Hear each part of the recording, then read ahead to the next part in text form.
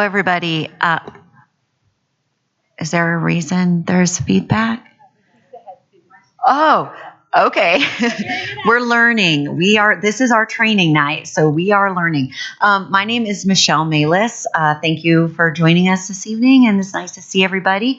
I am Spanish teacher at Green Mountain High School and also bargaining chair for Jcea, and I'm going to get us kicked off for our first night of negotiations. So very excited to be here with you. So a couple of things to get started is it's good to start with an introduction, make sure that we know everybody in the room knows who everybody else is, kind of what you do. So we're going to go around the room. We'll just go a la izquierda, porque soy profe de español. So we're going to go this way. And what we would like you to do is say what your name is, what is your position within the district, where you're working, how long have you been there, and then also what's one thing that you're excited or looking forward to in negotiations this year. So, or maybe something you're hoping to learn or an experience you're hoping to have. So something to like a goal, if you will. So I guess I've already kind of started. So Michelle Malis, Green Mountain High School. I've been at my school. This is my 24th year, all but 4 months in the same room. I don't know who does that these days, but apparently me. So apparently I'm happy there. So that's good news. I am also negotiations chair for Jcea. And this is my, I think, 5th year bargaining at the table. So I'm just looking forward to going through the whole process again with a new team and meeting new people and, having good conversations. So I'm going to pass it off to my left. Thank you. Good evening. My name is Mike Freeman. I'm one of the community superintendents, and I've been in Jeffco 25 years. I've been a paraprofessional in the district. I've been a coach in the district. I've been a teacher in the district. I've been an assistant principal, and of course, community superintendent. So really excited to be part of the team. And in terms of why I'm excited about negotiations, I really think it's about clarity. And I think as we get clear about the negotiated agreement, that helps the system be at its best, and it helps people when we do get stuck, we pull out the contract because the words of the contract matter, and it helps provide again good clarity for the system. Good evening, everyone. My name is Amanda Perazio, and I am the Associate Chief of Schools. I have been in Jeffco for 19 years, and I started as a teacher at Chatfield Senior, and I have been a teacher, Spanish and French teacher, a assistant principal, a principal, community superintendent, an executive director, and now Associate Chief of Schools. And shout out to the school leadership team that is likely not watching at home, but why not? Just in case. And I am excited to be at the bargaining table for the 3rd year in a row, and I am looking forward to building new relationships and continued relationships, and leaning into curiosity, leaning in to listen and learn is something that our superintendent has really been talking to our leadership about this year. And I think it's really important that we engage in that together as we embark upon this journey this spring. Richard. I'm Richard Sanchez. I teach 6th grade social. Let me back up. I'm Richard Sanchez. I've been in this district, Jeffco, for 6 years now. This is my 8th year teaching. I am a 6th grade social studies teacher at Bell Middle School. I am our organizing action team chair, member of the bargaining team. That's all I can remember right now what I have to cover. What I'm most excited about is over the summer, I did some little grassroots things and got out and talked to members of Jcea and heard their stories, which is really cool because every day made sure my water bottle was full, put my backpack on, and I'm out there just going neighborhood to neighborhood and just listening to Jcea members, and that was really super cool. So I can't wait when the opportunity arises to share their stories. So. Good evening, everyone. My name is Steve Landrigan. I'm the Executive Director for Employee and Labor Relations.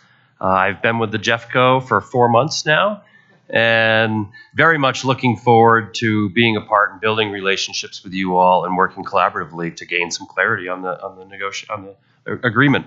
I will share that in my K-12 experience, I've been a human resource analyst, budget analyst, a human resource specialist, and then a director, and now in this role as the executive director here at Jeffco. Thank you. Good evening, everybody. My name is Michelle DeAndrea Austin, and I am currently the principal at Bell Middle School. This is my 7th year at Bell, my 27th year in Jeffco. I've been a high school English teacher and an assistant principal at Arvada High School. I worked up at the Ed Center, director of I2A, and rolled out Acuity. So that tells you how long ago that was. A while ago. And then I became the principal at Kiffin Elementary School, and here I am at Bell for year 7. I think that's about it. What I'm excited about is frankly just learning. This is going to be a great learning experience for me, so I'm excited about that. Hi, everyone. My name is Deanne Hoffman, and I am the principal at Hutchinson Elementary. This is my 5th year at Hutchinson as a principal, my 20th year in the district, second career for me. So went back to school, spent some time as a teacher in the classroom, elementary level. I was an instructional coach, an evaluation coach, assistant principal, and now principal, and proud principal. What I am eager to do as my first year at the negotiation table is to just listen and learn, just like Michelle said. Really interested in just listening to what we all have to say and to collaboratively problem solve and move forward. So thank you. Hello, I'm Rob Cassidy. I'm a science teacher at Stanley Lake High School. Let's see, in terms of time, I've been at Stanley since 2000 and in the district since 1996. I've been on the bargaining. I think this is the start of my 8th year on the bargaining team, so that's been really fun and a good time. And on those things, what I'm looking forward to, I think it goes without saying, I'm looking forward to doing math. So that should be a blast. And also I think just hopefully improving the conditions for teachers, for students. I mean, I think that's the goal of why we're here. So that's that.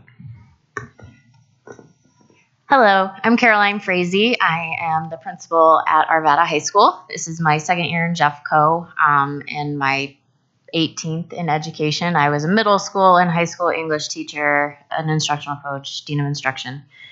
I, much like my colleagues, am looking forward to learning. This is my first time at negotiation, so really excited to learn the process and get clarity on the contract.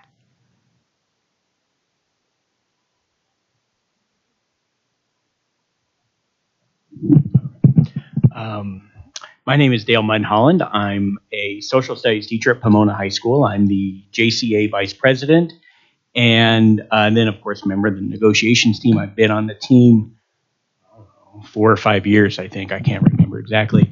I've been in the district. This is my 25th year teaching. I was at Arvada, actually, with Michelle. She was my favorite administrator at Arvada, so that was very cool. And then I went to Pomona. I've been in the district for 25 years. However, I've actually been in the district since 1976 because I started at Swanson Elementary. Go Colts. North Arvada. Go Knights.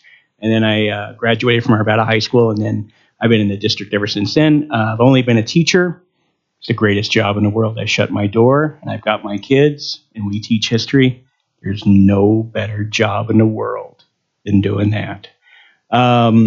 So what I'm looking forward to just going through the contract again, improving the learning conditions for our students and improving the working conditions for our educators. Thank you. Good evening. My name is Beth Grabois. I'm the Director of Math and Science. This is my first year in Jeffco and my 18th year as an educator. I was a teacher and a principal, and this is my 3rd year as a Director of Curriculum and Instruction. I'm so excited to learn with you and to collaborate and problem solve. So thank you.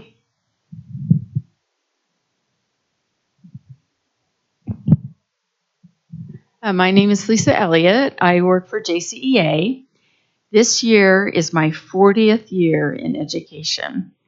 and maybe my last. I'm not quite sure yet. It is definitely my last bargaining year. I know that for a fact. So I'm looking forward to still learning things, and also to trying to pass the torch as we go through this process. I was an English teacher in Shawnee Mission, Kansas, and left Kansas and came to Colorado in 2006.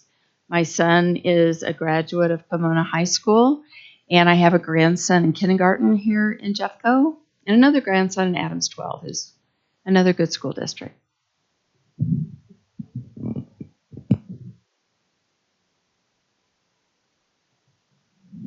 Hi, everybody. I'm Anna Bryant. I'm a third grade teacher at Hackberry Hill. This is my 15th year in education, my 8th year in the district, third year at Hackberry. And I am sort of shadowing Kendra this year as our elementary teacher representative voice here at the bargaining team. So I'm really looking forward to learning about the process of bargaining. My name is Kendra Geis, and I teach 5th grade at Swanson Elementary. This is my 3rd year sitting at the negotiations table. Learn something new all the time. This is my 30th year as an educator, all of which have been in Jeffco and all of which have been at Swanson Elementary. Not all the same classroom like Michelle. I've been in 6 different classrooms I've counted. And like Dale, I started in Jeffco in kindergarten in 1979 at Weber and went to Moore and Pomona. Family of educators, family of Jeffco students and teachers. So I'm proud of that. What I'm looking forward to this year, I'll retire at the end of this school year, not only from negotiations, but also from education. And so I've been doing a lot of reflecting this year on the legacy that we leave for those who come after us. And I think that this process is a really good way to do that. How do we create better working and learning conditions for those who are here next year and the year after that?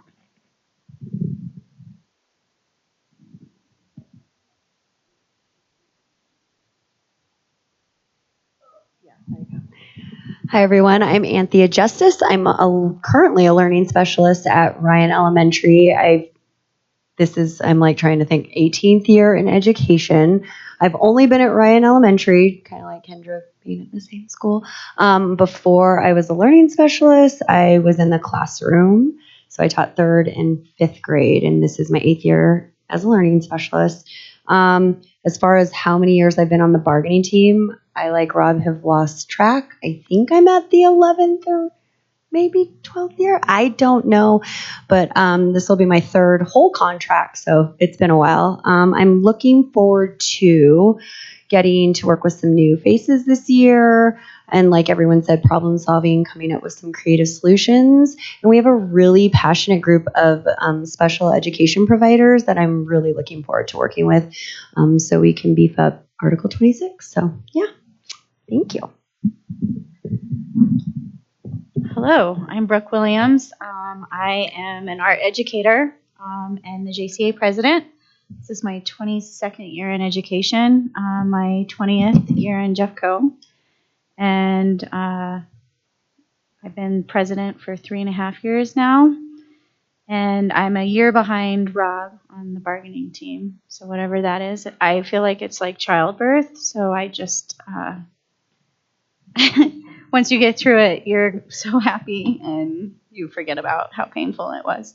And then what else were we supposed to? Oh, what we were excited. I'm super excited because I got my car back today. I had some damage, and I've been driving a crappy rental since the 2nd of January. So that's why I'm late. I had to pick up my vehicle. And it just was amazing driving here. I was so happy. So I'm really happy about that. I'm excited to see some new faces at the table, and I'm really excited about what we're going to accomplish for our students this year and our educators. And, I'm always excited about all of our educators seeing themselves within our contract. This year, nurses are here, and it's just really important that everyone in our bargaining unit sees themselves in the contract.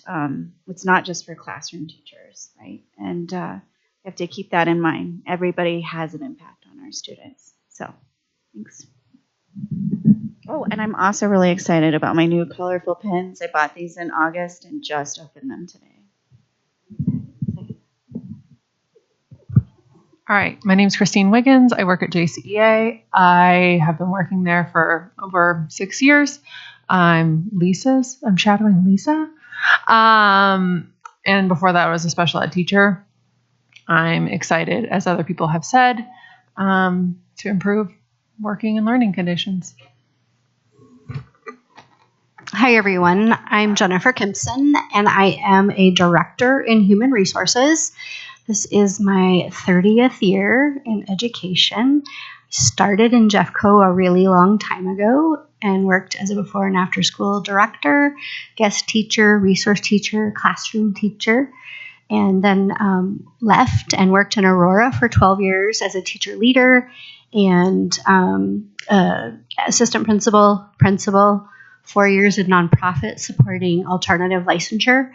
And then back in Jeffco for this is my 3rd year back working in this role as director.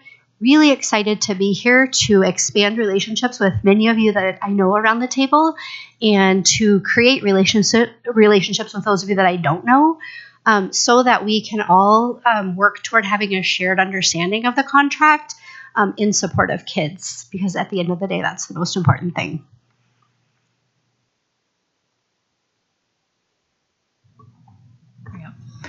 Hi, everyone. I am Stephanie Jones and the behavior systems coach for the district and part of the Jcea bargaining team.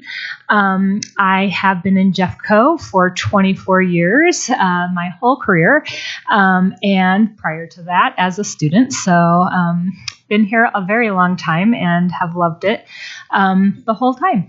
I am looking forward to just the learning process. This is my 2nd year on the team, and I just always learn more and just learning the power of the contract and to kind of reiterate what Mike said is like that is our grounding document.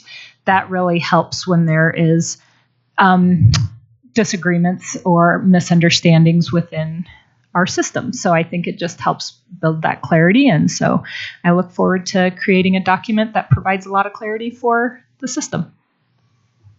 Hello, I'm Maria Messer. I am the executive director of special education here for 6 months. I've now been in the role for 6 months. Previously, I was also a Jeffco student. Go Farmers. We were farmers. I'm a Jeffco mom. I have 2 students in the system, 2 kids. And I have also been an SSN teacher at O'Connell Middle School before it moved into Alameda a while back. I was a behavior analyst. I was an assistant director for several years, and I'm truly honored and just grateful to be back here as the executive director representing the work that we do. What am I looking forward to? I'm looking forward to the learning. I'm looking forward to making connections, and I am mostly looking forward to clarity. Clarity for us, clarity for our providers, clarity for our students, and how we're serving students. So those are the things that I'm looking forward to. Okay, thank you, everybody. It was great to meet some new people and learn a little bit about everybody. It's kind of cool to see how many of us have been here for as long as we have, and I think that says a lot about the district that we're in. So also, it sounds like we have a shared interest in working together collaboratively to create clear language that makes the best learning and teaching environment for our students and our educators. So that's great to hear as well. So thank you to everyone. I'm going to kind of get us kicked off, and then I'm going to kick it over to you, Amanda. So first of all, everybody, do you have access to the common Google folder that has all of our folders and documents and the agenda in it? So if everybody has your agenda up, that's kind of where we can follow along, see where we're at. I do think that as we present, we're going to be linking things into that. So it's just always good to have that up. So also we can follow along. And if there's any questions, then down below, you'll see that there are notes started. but I do think we need to talk about who's going to take on that role. I don't know if we want to talk about that now or later, but just want everybody to have that up so we can follow along. The first part of our evening is going to be a training where we're working through what we're doing here, especially because we have some new faces, just some protocols that we've been following that we feel are useful, maybe some common terminology if there's words people don't know. It's a great time to ask questions. If you're unclear about something, now is the time to, hey, I don't know what you mean by that. What am I supposed to do? That's a great time for this. And then we'll get into the work of this evening. So we've got a full agenda. And so I'm going to send it over to you, Amanda. I think you have something to share, right? Sure. So first of all, Michelle DeAndrea Austin, journalism major and principal extraordinaire, has offered to take a stab at our joint communications.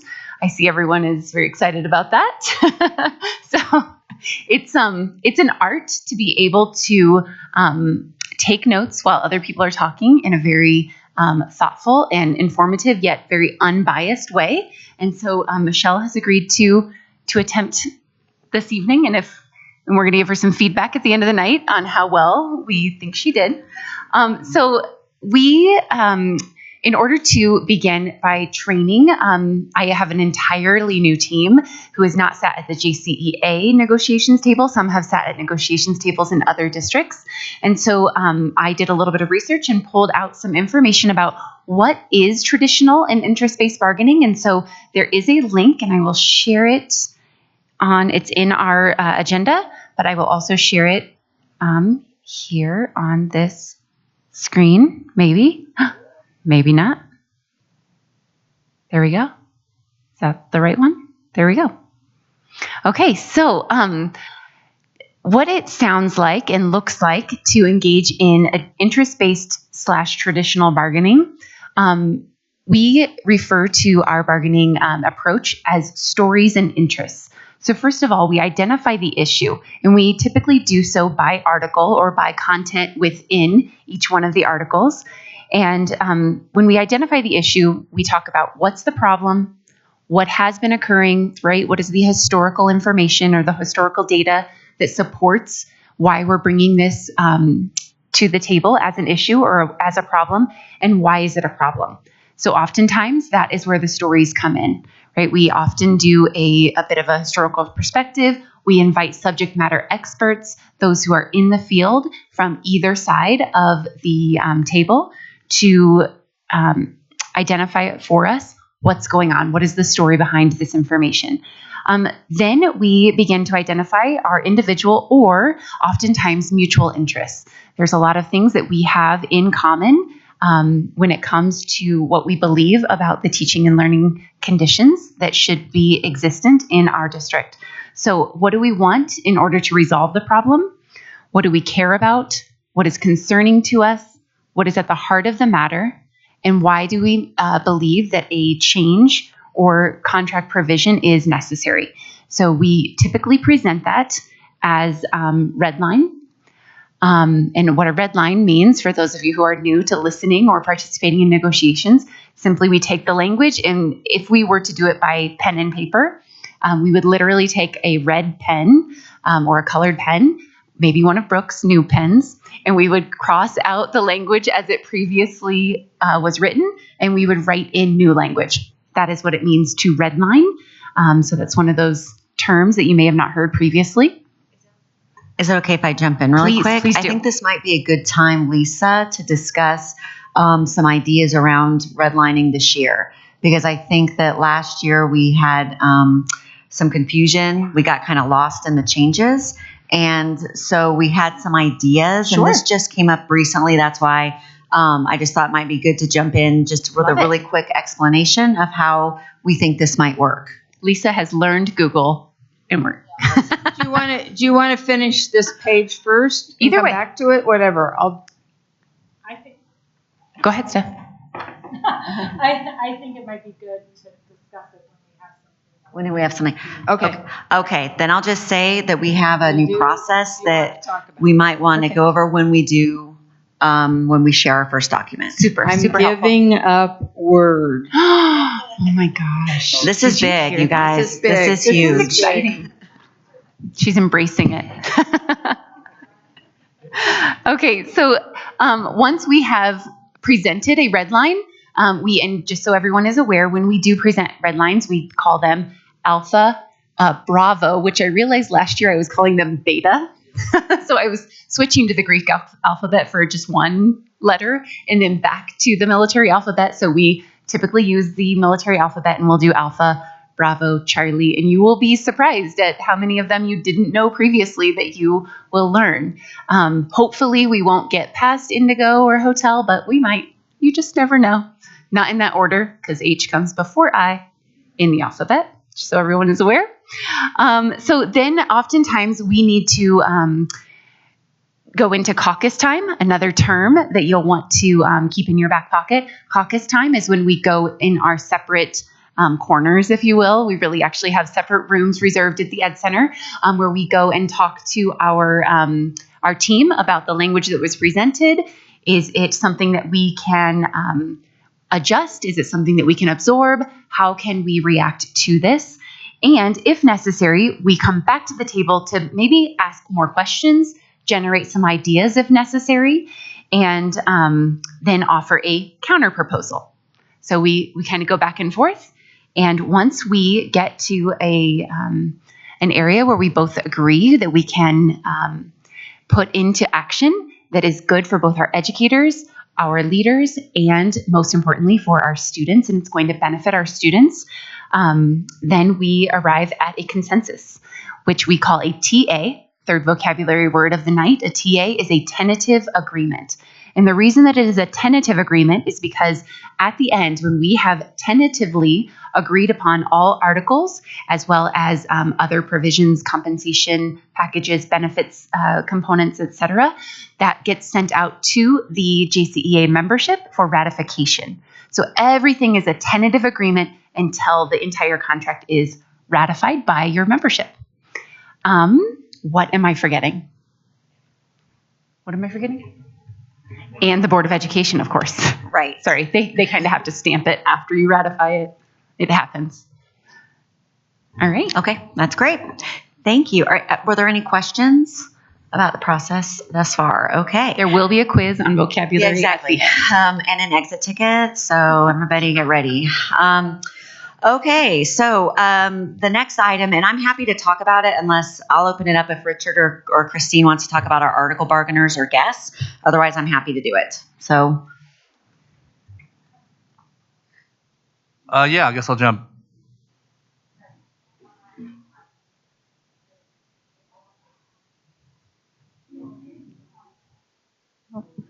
I thought that maybe we could also define what it means to bargain in good faith. And Mama Lisa has a great definition of this that I'd like her to share with the team. Sorry to put you on the spot, but I would like you to share what it means. I actually wrote it into Article 4. So do you want me to just do it when we get to Article 4 in a little bit, or?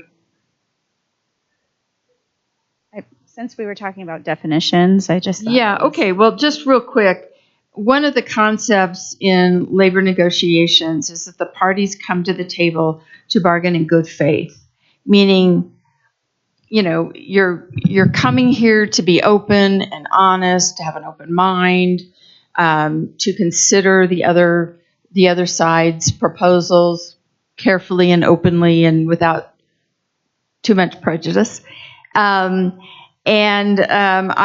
I do have a paragraph that I'll just read it to you I'm going to suggest that we add this because good faith bargaining is a term that's tossed around a lot, but it's not always defined. So what I wrote was, and this was after a little online research, good faith bargaining means, in part, coming to negotiation sessions prepared to bargain with the appropriate people in the room, having open minds prepared for a full, free, and rational discussion of the issues, and the willingness to make best efforts to reach a negotiated collective bargaining agreement put into writing, and to not engage in surface or regressive bargaining, like going backwards or just pretending to talk about it. The obligations of good faith negotiations do not compel either party to agree or to make concessions on a specific issue. So bargaining in good faith doesn't mean you just agree with the other side and say, okay, fine, that's fine. It means that in your give and take, you're just being open and transparent and honest and all that good stuff. So we can talk more about it when we get to Article 4. Thank you, Lisa. Yeah, article bargainers. So throughout, for the last, since school started, we have gathered educators throughout Jeffco who are going to come in at certain points when we bring up articles, and they are going to share their stories and advocate for themselves for what they see fit necessary in certain articles and sections, and in articles and sections of articles. We have worked closely with these individuals. They have done article bargainer trainings with us. They know not to get long-winded, or else we're gonna play Oscar-themed music but they've been instructed to just keep it short and to the point, so that way it's an efficient process. So. And speaking of which, you did such a wonderful job with these signs. Based on our conversation, if we wanted to even have something that said 3 minutes and then 5 minutes to let people know, because sometimes you get going on a story and you kind of lose track of it. So if we wanted to do that when we have guests, depending on what the situation is, obviously, but hey, just so you know, here's where your time is at, and to keep an eye on that. But we are making sure that they are going through training and that they're prepared. And it's important because they know their job better than we do a lot of the time, and they're involved in writing the language, and they're involved in they've got firsthand experience, and so we're excited to have them here with us and get them involved in the process. And but we'll always make sure that we bring them to the table. They'll introduce themselves, and then sometimes invite them back for red lines as well. Absolutely. And I would just like to publicly apologize to Ms. Christine Wiggins for my lack of remembering that she too needed a name tag. So Christine will have a name tag next week, and tonight she can just steal Brooks that's upside down. And the name tags are important because that leads us into our next item, which is order of speaking.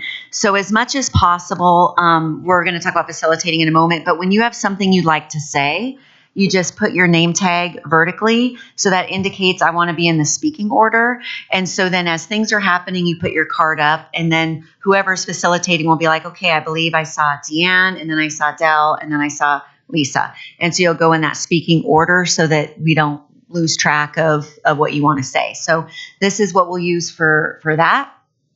And then facilitating.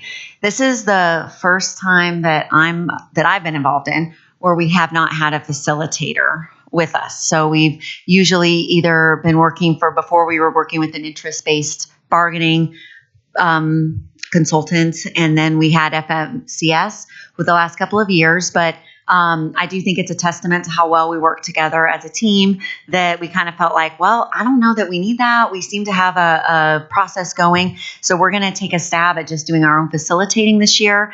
And so I think what we'll do is sort of trade off, between the Jcea and district side for facilitating and being ready to just kind of walk us through the agenda, coming up with a snazzy first question, and then also speaking order, et cetera. So we're hopeful that process will serve us well. Obviously, if things get, sometimes towards the end, things can get a little sticky. If we end up in an impasse situation, we will have to call in a mediator to work us through that process. But of course, we're always hopeful to come to resolution without doing that. So that's how facilitating will kind of work. And me and Amanda will be checking in once a week with each other to go over the agenda, to talk through some things and decide, okay, how do we want to do facilitating? So if there's any concerns, just let us know. So returning language. So that's the timing of it. We kind of already went over red line. We'll go over a little bit more. We kind of worked through a process that we think might make a little bit more sense.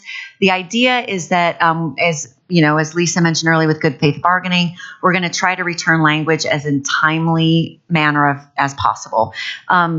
there are going to be situations, and especially right up front, where we have certain article bargainers, especially around Article 5, that have been working on stuff, but because of certain reasons, we may not be able to. And so we'll be in full transparency. We can't return this until this date but for the most part, we're going to try to return those red lines on a weekly basis. And also perhaps even in that same night, if we use our caucus time, go red line, return it that night. Let's do it. Let's make the most of every bargaining session that we have.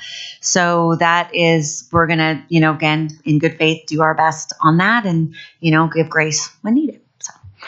And then caucus, and we kind of already went over that, right? So if there are no questions, the next items on there are the norms and audience expectations. So I don't know if you wanted to share those on the screen just so we can see them. And these are the norms that as a group, a whole negotiating group, we sort of created last year. We had an original one that were very, very long. And so we had a couple of people that got together and worked on a more succinct, understandable list there for what we agreed. And so I would say as a new team, is everybody here okay with these? Are there any things that we want to change? And this can be our first practice at consensus. So when we get at the end, if you agree that these are good norms, you can put your thumbs up. If you're like, nope, I don't like them, thumbs down, or I'm not sure, sideways. Or if there's something that you'd like to add or whatever, you can put your card up, but we'll go through those. So one of the things I really like at the start of it is at the table, we're hard on issues and soft on people. So it's not that everybody's going to have a different opinion about things, and they've come to their opinion from their own experience. And so it's not personal, but we all are very passionate about the language that we're discussing. So we just remember that we try to, really go hard on the issues, but remember we're all humans here. And so so these were some of the revisions: acceptance, presume positive intent, and we accept mistakes in good faith. Open-mindedness, listen to and respect all points of view. Curiosity, seek to understand, and brainstorm without judgment. We might be doing another new term for this evening. We might be doing something called straw design. And that's when maybe we take a couple members from each team and get together and say, can you hammer out this problem? We're going to break out into groups and see what you can get done. And so then we might be brainstorming together. Respect each other's time, the purpose of the work, even when we disagree. Balance. We'll collectively manage the process, hold visitors and subject matter experts and everybody at the table accountable to the behavior and the expectations. Brevity. Use airtime respectfully, honor speakers, balance your own input so that all voices and perspectives can be heard. And of course, sincerity. Speak from your heart and personal experience and understand that others are as well. So these were the norms that we landed on last year. I'll give you a minute to kind of look them over. If there are any suggestions, put your card up. Otherwise, we'll go ahead and see if we can get consensus and ratify.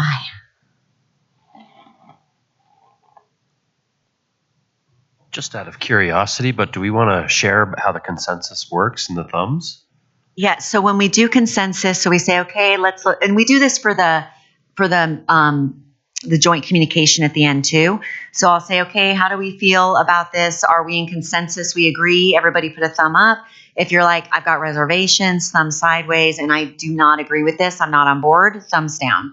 And so as much as possible, we try to, as long as everybody can be halfway or up, then we can move ahead. When the thumb is down, we try to see if we can solve the problem, and we'll try to work through that. But sometimes that doesn't always work. Thank you. Rob? Can, for respect, or maybe somewhere in there, also talk about the process where, we do return documents in a timely manner and things like that? Because I think in some of these years, there's been a document put out and then it's been like 6 weeks before we see a response to it. So you're proposing to add that under the respect section? Yeah, just something about, respect the timely process or something to that effect. Could I add good faith effort to return red lines? To return red lines in a timely manner? In a timely fashion? I'm going to do manner.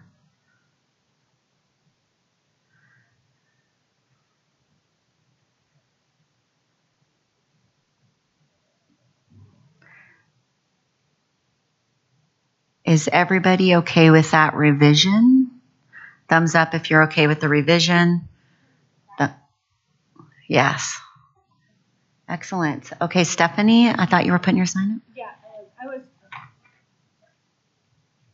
I was just wondering on the consensus of voting if a thumb sideways is acceptable, like we're still accepting it, or should that be like I have more questions that need to be answered, or is so usually like if somebody has their thumb sideways, usually what we say is, okay, you've got your Beth, I see you've got your thumb sideways. Tell me more about that. What is there anything we could do to get it here?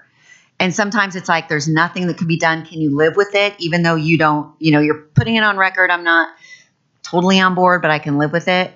If it's here, it's like I absolutely cannot live with this. We need to do more work.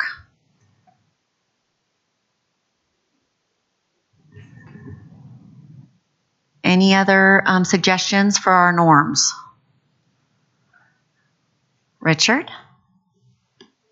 I don't have suggestions, but what is going to if let's just say one side of, either side doesn't follow the suggested, what does that accountability piece look like, and what would be a friendly form of suggesting hey, it's been 6 weeks since we presented this article and you still haven't got us the red line. I feel like in the 3 years that I've been here at this table, it's very, because we're all working really hard, and everybody at certain points during this is going to be burnt out during this process. So how do we kindly suggest without hurting feelings and then burning bridges in the process too? Do you want me to take that? Okay. I think that it's acceptable to say okay, so if I said, you know what, I made a comment that made somebody feel bad or they don't understand. I'm like, okay, according to our norms, I'm just trying to seek to understand. I want to go bring us back to that. So I think you can kind of say, I want to bring us back to our norms. It feels like we're not within our norms. I think in the moment is the best place to do that. I don't know about the rest of you, but I'm a slow processor. And so sometimes I am going over stuff, days later, and I'm like, oh, I didn't like that. We also have a tradition of, as we're going around the introductions, and we didn't do it today because it's our first time, but we can say, are there any elephants in the room? And so when we say it's is there an elephant in the room that we need to discuss? And so a lot of times what we say is, here's my name, here's the answer to the question. I have no elephants, so I'm good.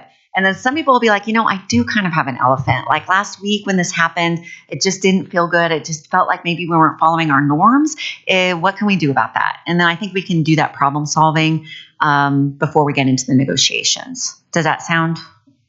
Absolutely. We also usually say, do we have any time constraints? I forgot about that part too. About time constraints. So we'll add that in as well. Time constraints, elephants. Yes.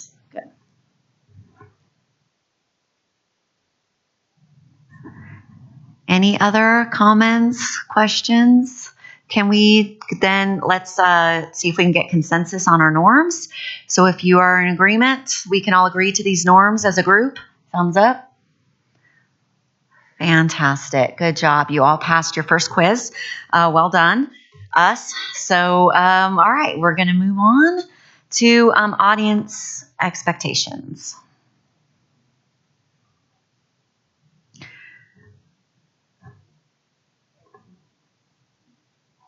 And so, as you're making those bigger, this is the kind of thing that we're going to go over together, and we understand what they are. I know we have different audience members each time, but if we feel that the audience norms aren't being followed, it would, be on one of us to say, okay, I need to take a break here. I feel like our audience norms aren't being followed. We need to go back and look at what those are. So with those, and it looks like we didn't change the date from spring to 2024. We'll have to do that. So our approach and bargaining to assign. Okay, so this is kind of going over the bar. I'm just going to skip through some of this because it's kind of talking about us, the teams. Yes, let's start there. So, to allow us to conduct our important work, we respectfully ask all observers, all audience members to, number one, consider yourself an observer, not a participant. Number two, unless you're an article bargainer, in which case we'll call you to the table so you may participate. Number two, do not disrupt the process. So please keep conversation to a minimum. If you need to step outside, you can to have a conversation. Three, listen intently to the discussions.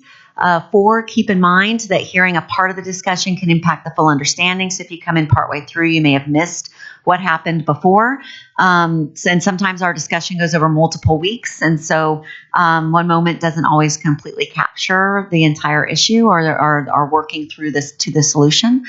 Respect the work of the individuals and teams. We ask that you do not approach the bargaining table unless invited by one of the facilitators. Don't approach team members with information, handouts, or comments, and do not record or photograph individual bargaining members. We are live streaming in this room, but we ask that you not just take individual pictures. And those are audience norms that we also agreed upon last year. And Will we? I feel like I vaguely remember us reading those at the beginning of each session, but I could be confusing board meetings. Maybe I'm crazy. I don't think we do it at the beginning of each. So, because a lot of times it doesn't come up. So it's more so if there's an issue, we'll say, okay, this is kind of violating our audience norms. We need to have a discussion. So we'll take a break in the bargaining to do that. Sounds good. Okay. We can have paper copies, though, available so that people in the audience can see them. Okay, I believe we have come to the end of our training. So I think we're ready for the big show. So, should we call for a break? No. Before we share new language, can we talk about the redlining? Yes, let's do. And also, I almost forgot with meals, and I need to reach out and find out because I think it's already here. It's already here. Okay, so then we'll pick a time, and obviously if we need a break time, I just heard that, just let us know, hey, it might be time for a break. Sometimes we can get going. We usually break for our dinner around 6:30, around that time period. The last year we all ate together, which I thought was really nice. Sometimes when we get down to the nitty gritty, we might need to take dinner as work time, but right now it's nice to eat together. So we'll do that. And then before we get into the first presentation of language, Lisa, do you want to share the redlining that we've kind of been talking about, like what might be an easy way to manage that? And Christine, feel free to jump in and correct me if why am I not seeing, I'm sorry, I'm not seeing my screen like I should. And I have 2 meetings on my screen. Okay, wait a minute. All right, here we go. Got it. Did it work? No? Yes. Okay. So back in the day, we would work in Google Docs and then we would download it into a Word doc. And it doesn't work real well because Google speaks Spanish and Word speaks Greek or something. I don't know. So in attempting to just stay in Google, we were going to So we'll share in Google, but I need to make sure we keep track of the red lines because when we finally get a TA, I want a clean final red line to show to our members so they can, before they ratify, they could pull up an article and they could see the red language that's new. They could see the cross out. And as we go through this, there'll be lots of back and forth. So at the end, we need what I call a clean red line. Does that make sense? So what we were going to do, if you look up here on Google, you go up here to editing and you can do suggesting. But what we realized was that wasn't going to keep track of things real well. So my colleague, Christine, showed me a way that we can do this better, and it'll be able to help us keep track of things. So instead of doing that, what we're going to do is, well, if everyone agrees, we're going to go up here to the little A, which is text color. And Jcea will have a color, and the district will have a color. So let's say Jcea's color is blue. So I will go in here and say, type new language. Whoops. Except you have to get your cursor there, and then you change the text, or it doesn't work. And this would be in editing mode, correct? No. This is in suggesting mode? This is, oh, no, yes, editing, sorry. mode. Okay. Sorry. And it doesn't like me tonight, so, okay. So I am typing new language in blue, so it's from JCEA. So that would be the new language. And then when the district is doing their red line, they would go up here and change to say red and say, we are, whoops, didn't mean to do. Yeah. We are typing away our suggestions. I hate typing while people watch me. So then you would put your suggestions in red, and then you would go up here and say, oh, I don't like this language from JCEA, and you would strike it. And you can come up here in the, I got rid of all that stuff. You can come up and go format, but you can also do, let's see if I remember this, can Alt Shift 5, and it crosses it out.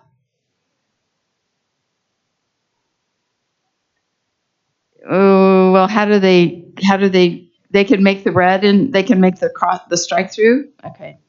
See, I'm learning. So you do that, you go up here, you make it in red. Oh, but see, it already changed it. Yeah, I don't think we should do that. I just cross it out. No, wait a minute. Christine knows, she knows what to do here, but I don't. So you would, if you're striking out our language, you would need to strike it out, Alt Shift 5 in red, so that way we know it's your strike through. And then let's just say we come to an agreement. You love our language. You're going to highlight it. That's what we agree on. So when you like it, you highlight it in yellow, and then you're going, yep. So we'll end up with the new language that you like and we like in yellow, and then the crossouts of things we don't like. And the reason this works better than suggesting is, I don't even know how to explain it, but when you get into suggesting mode, it just becomes a mess. Now, I just learned this afternoon. The wheels are turning slowly. So it's going to take some time to figure this out, but I think in the long run, it will save us time. Questions, concerns, conundrums, as Dale says. Steve. I do have a question of, if you propose the language in blue and now we're striking it out, why are we highlighting it in red? Because then it looks like... You'll highlight it. You're highlighting in yellow if you agree with it. If you don't agree with it, you're not going to highlight it in yellow. But Christine, how do I strike that with a red color? Well, you need to strike it through, and then they would highlight it, or they would change the text to red. Oh, okay. Anyway, I hope that makes sense. And I just lost it, but I'll fix it. Let me ask this question. What if it's existing language that we want to cross out? Are we highlighting that as well, or are we just leaving that? No, you're just striking through it. All right. In red, in your color. Makes more sense. I think the strike through piece, just anything you want to get rid of, strike through. But any language that we propose, we'll put in one color, and that you propose in another. So that way we can have sort of a visual of where we're at. And then once something's been accepted, it'll be highlighted that we're done. So we know that piece is finished. Does that sound okay? I know that totally sprang this on It's you. very important that we highlight, or that we strike through in our color, though, not just strike through. If we're striking through, it has to be struck through in blue, and they have to strike it through in red. But not original language. Original language strike through stays in the automatic color of black. No, because if you're striking through it, it's your strike Got through. And we need to see what was original language, right? Got it. And we need to know whose strike through it is. And we should strike through and change the color. If you offer something in blue and we want to change it, we want to strike through that. We also change that to our color. Got it. I am highly proficient in Google and I can make this happen. We may all need to practice because I don't know how to do that. Yeah, you may have to. Don't worry. We Yeah. have to Very simple. practice with how to do the strike throughs in different colors. So I guess I'm still not quite understanding why. I mean, you propose something that's in blue and now it gets struck out. Doesn't that just mean we're not in agreement with it? Why do we have to highlight it in our color? Sorry, I'm saying highlighting. I mean change the color. I've said that highlighting a couple of times. My apologies. What I mean is why are we changing the color to be ours when we're striking through it? It's your language. It's in blue. We're striking through it. I mean, you wouldn't strike through your own language. And then it shows that you proposed this and the district didn't agree. You're changing it to your color because you did it. You are striking through it. Correct, but that's what the blue, when it's colored blue and we're striking through it, that to me is very obvious that we're striking through it, what you proposed. Kind of in agreement.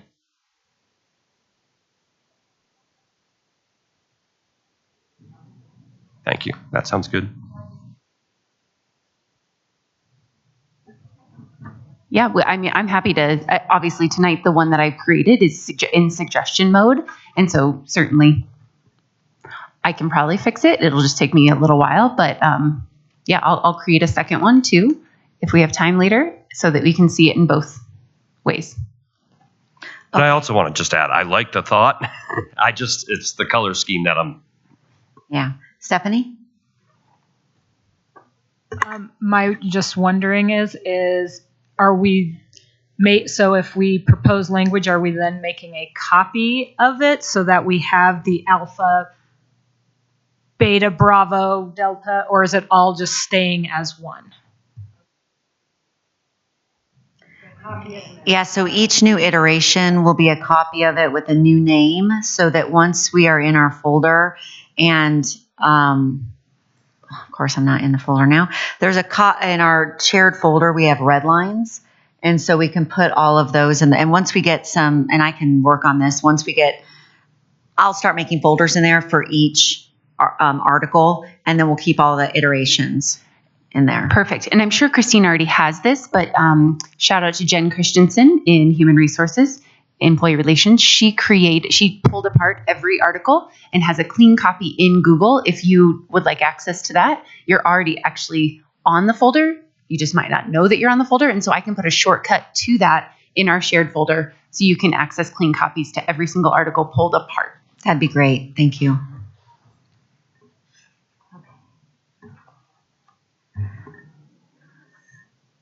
Okay, so we'll keep working on this as we are progressing through bargaining. But I think what I would suggest, if this is okay, is I'd like to go ahead and get started with Article 5. And then perhaps if it's a natural break point, we can stop to eat, take a break, and then come back and do the rest of our articles and then see if we have time to caucus. Does that sound agreeable? Stephanie? Just one more small thing. For our lining, is JCA blue and the district red? Those our agreed color? Great question. Just so we know who's who before we start this process. Christine? What color do you want to be, Christine? But sometimes you're red for Ed. Blue. Got it. We will be red. Fantastic. Okay. And if we mix it, we'll be purple. That was for Brooke. That was an art joke. Oh, got it. Will it turn purple if we do that?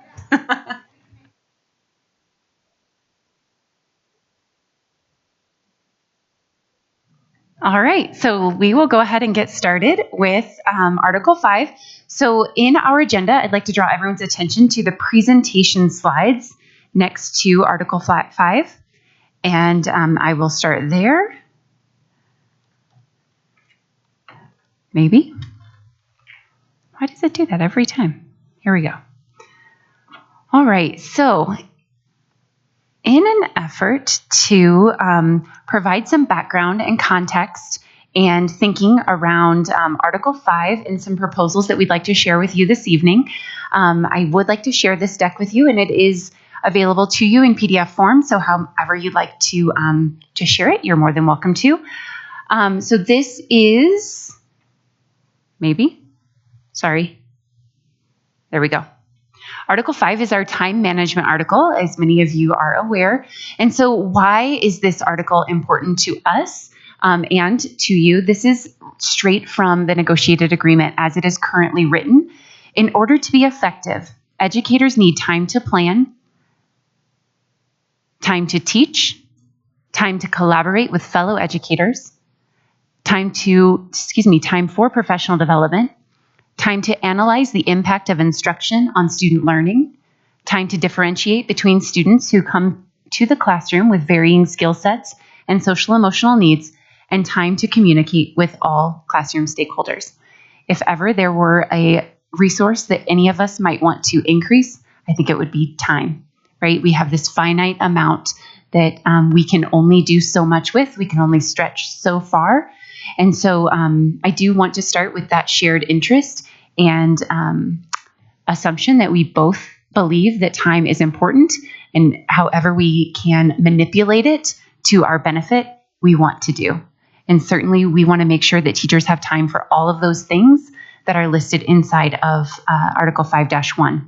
So you might be wondering why I would want to propose Article 5 so quickly out of the gate. So here's the why. Our calendar committee, as part of our board policy, meets once every 4 years, kind of, that we create calendars in Jeffco on a 3-year cycle, and the board approves them on a 3-year cycle. That does not mean that there can't be modifications in between, which we have learned over the past 2 years. We can make modifications, especially when we're here together at the negotiations table. But what I'd like you to know is the calendar committee starts meeting next week, and they will be developing the calendars for 25-26, 26-27, and 27-28 school years. The hope would be that while they are convened, they would also potentially modify the 24-25 calendar if we were to give them any new guardrails that come out of our collaboration here at the negotiations table. It was asked who's on the calendar committee. So for the JCEA team and our team, I have linked in a list of the members who are on the calendar committee. It is a committee that has to be applied for. It's a board-directed committee, a board-required committee. So there are community members, there are licensed educators, classified educators, administrators, central, school-based, community members. It's a really ginormous list. And I do have the dates that they're meeting. I believe they're meeting 4 times. And the good news is, I just learned, they actually meet all the way through April.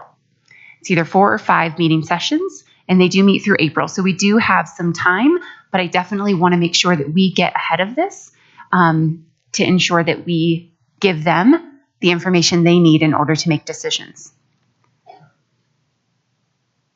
So our current state, just so everyone is understands where we're at right now.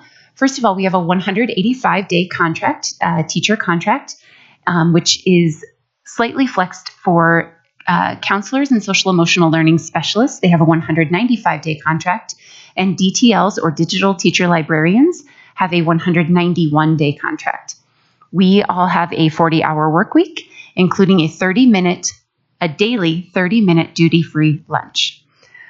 We have in our negotiated agreement 225 minutes of individually directed educator time weekly within the student day, plus 30 minutes within the work day.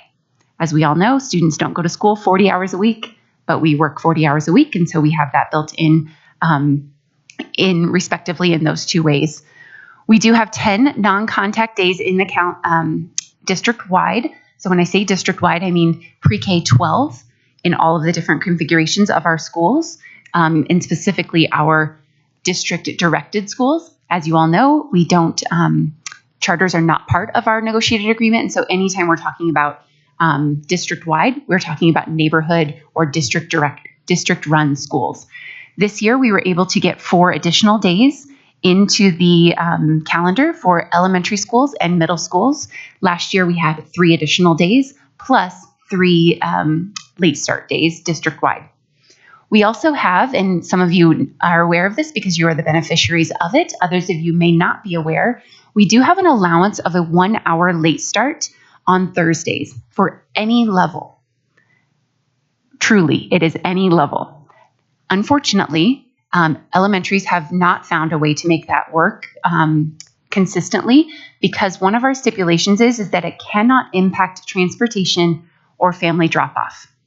So that's really hard with elementary kids because they have to be supervised, whereas high school students, some of them need to be supervised, and they also are a little bit more self-directed and able to engage differently in their experience if they have a 1-hour late start for their first class. It also is really challenging for our middle schools because they already start at 9 o'clock. Many of them, not all of them, but many start at 9 o'clock. So a 1-hour late start is really challenging for that schedule. We also have an allowance of 4 modified contact days for any school, K-12, pre-K-12 throughout our system. And I'll talk a little bit more about what modified contact days are typically used for later on in the slides.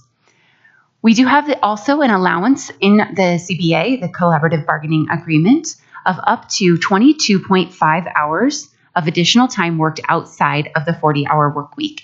And as many of you know, that is typically used for things like parent-teacher conferences, back-to-school night, curriculum night, showcase nights, kindergarten information night, etc. So here are some of our interests so that you are aware of why you'll see some of the red lines that we'll share with you. First of all, we want to clarify the flexibility in scheduling the 22.5 hours by role. The 22.5 hours might look different for a classroom teacher than it does for a learning specialist. They might need those 22.5 hours to be scheduled differently for them. And we just want to stamp that that makes sense and it should happen.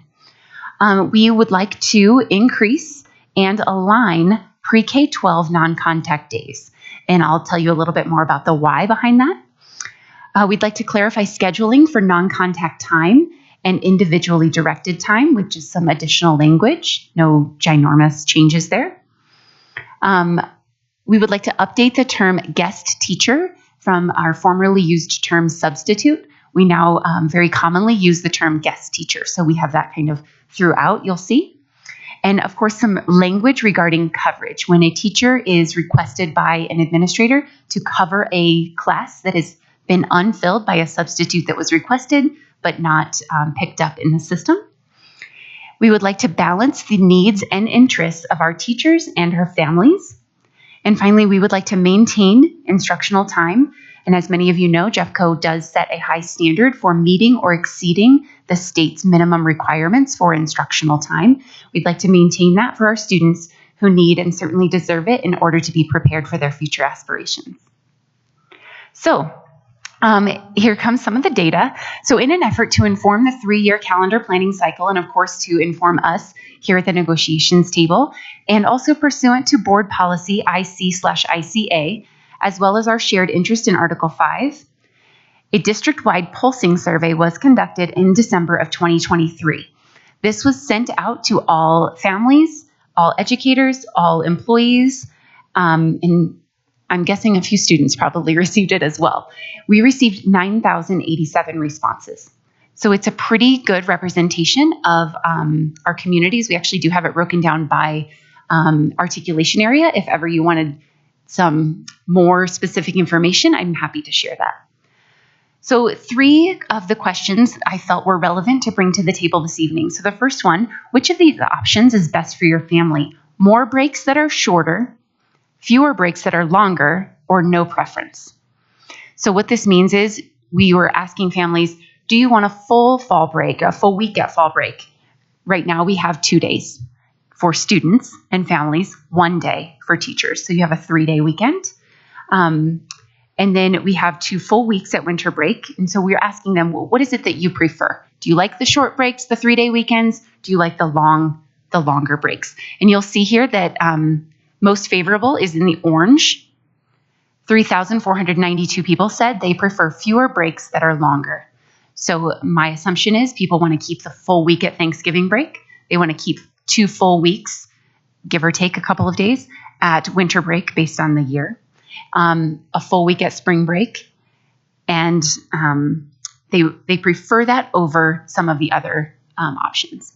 We don't necessarily make those decisions here at the negotiations table. That happens on the calendar committee, but I just wanted you to see that those preferences. Excuse me. Secondly, we asked about calendar alignment, and we asked specifically, is it important for calendars at elementary, middle, and high school to be aligned?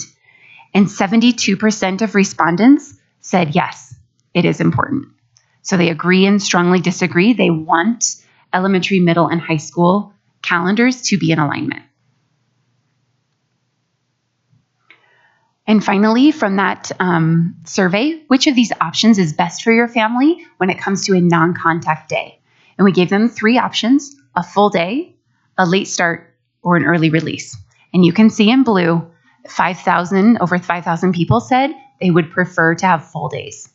And those of you who are parents in the district probably understand and empathize with those feelings. It's challenging to have to go into work late or leave work early rather than just take a whole day off or find childcare for a full day. And I'm seeing lots of nods around the room, so I'm guessing that empathy is widely shared. So 79% of people said we would prefer full days.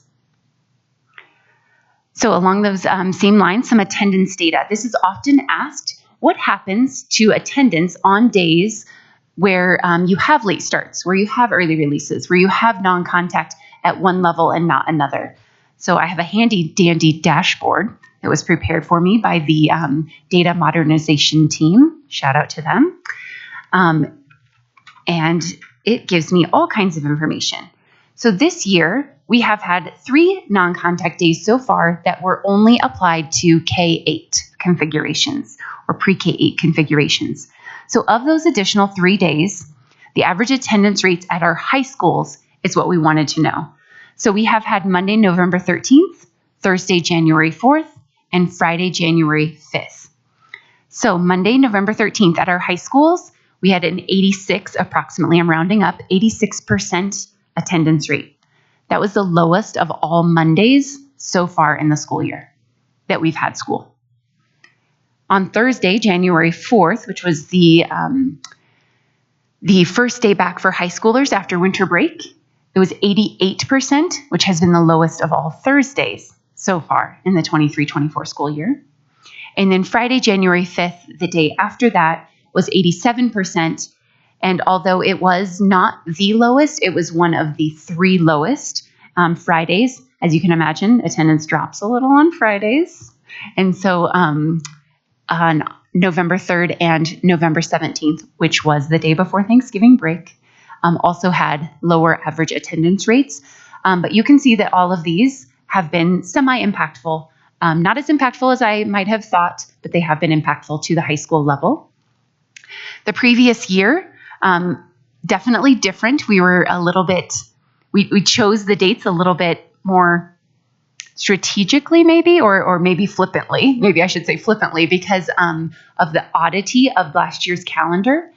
And last year, we chose Monday, December 19th, Tuesday, December 20th, which were the Monday and Tuesday right before winter break. At the high schools, attendance was 92.5% and 95%, but please note that those are finals days. Students can't miss those days or they might fail their classes. Also, Tuesday, December 20th is typically a finals makeup day at the majority of our high schools, which means that maybe a handful of students are in attendance on those days, which is why attendance might look so good on that day. And then finally, Friday, March 17th was added last year at around 81% at our high schools, but again, Friday before spring break.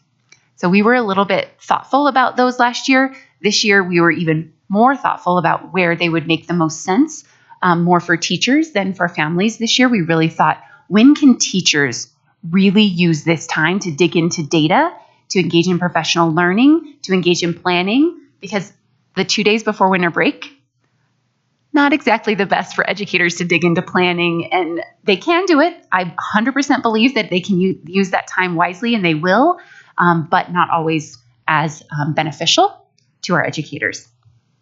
So just a quick late start comparison.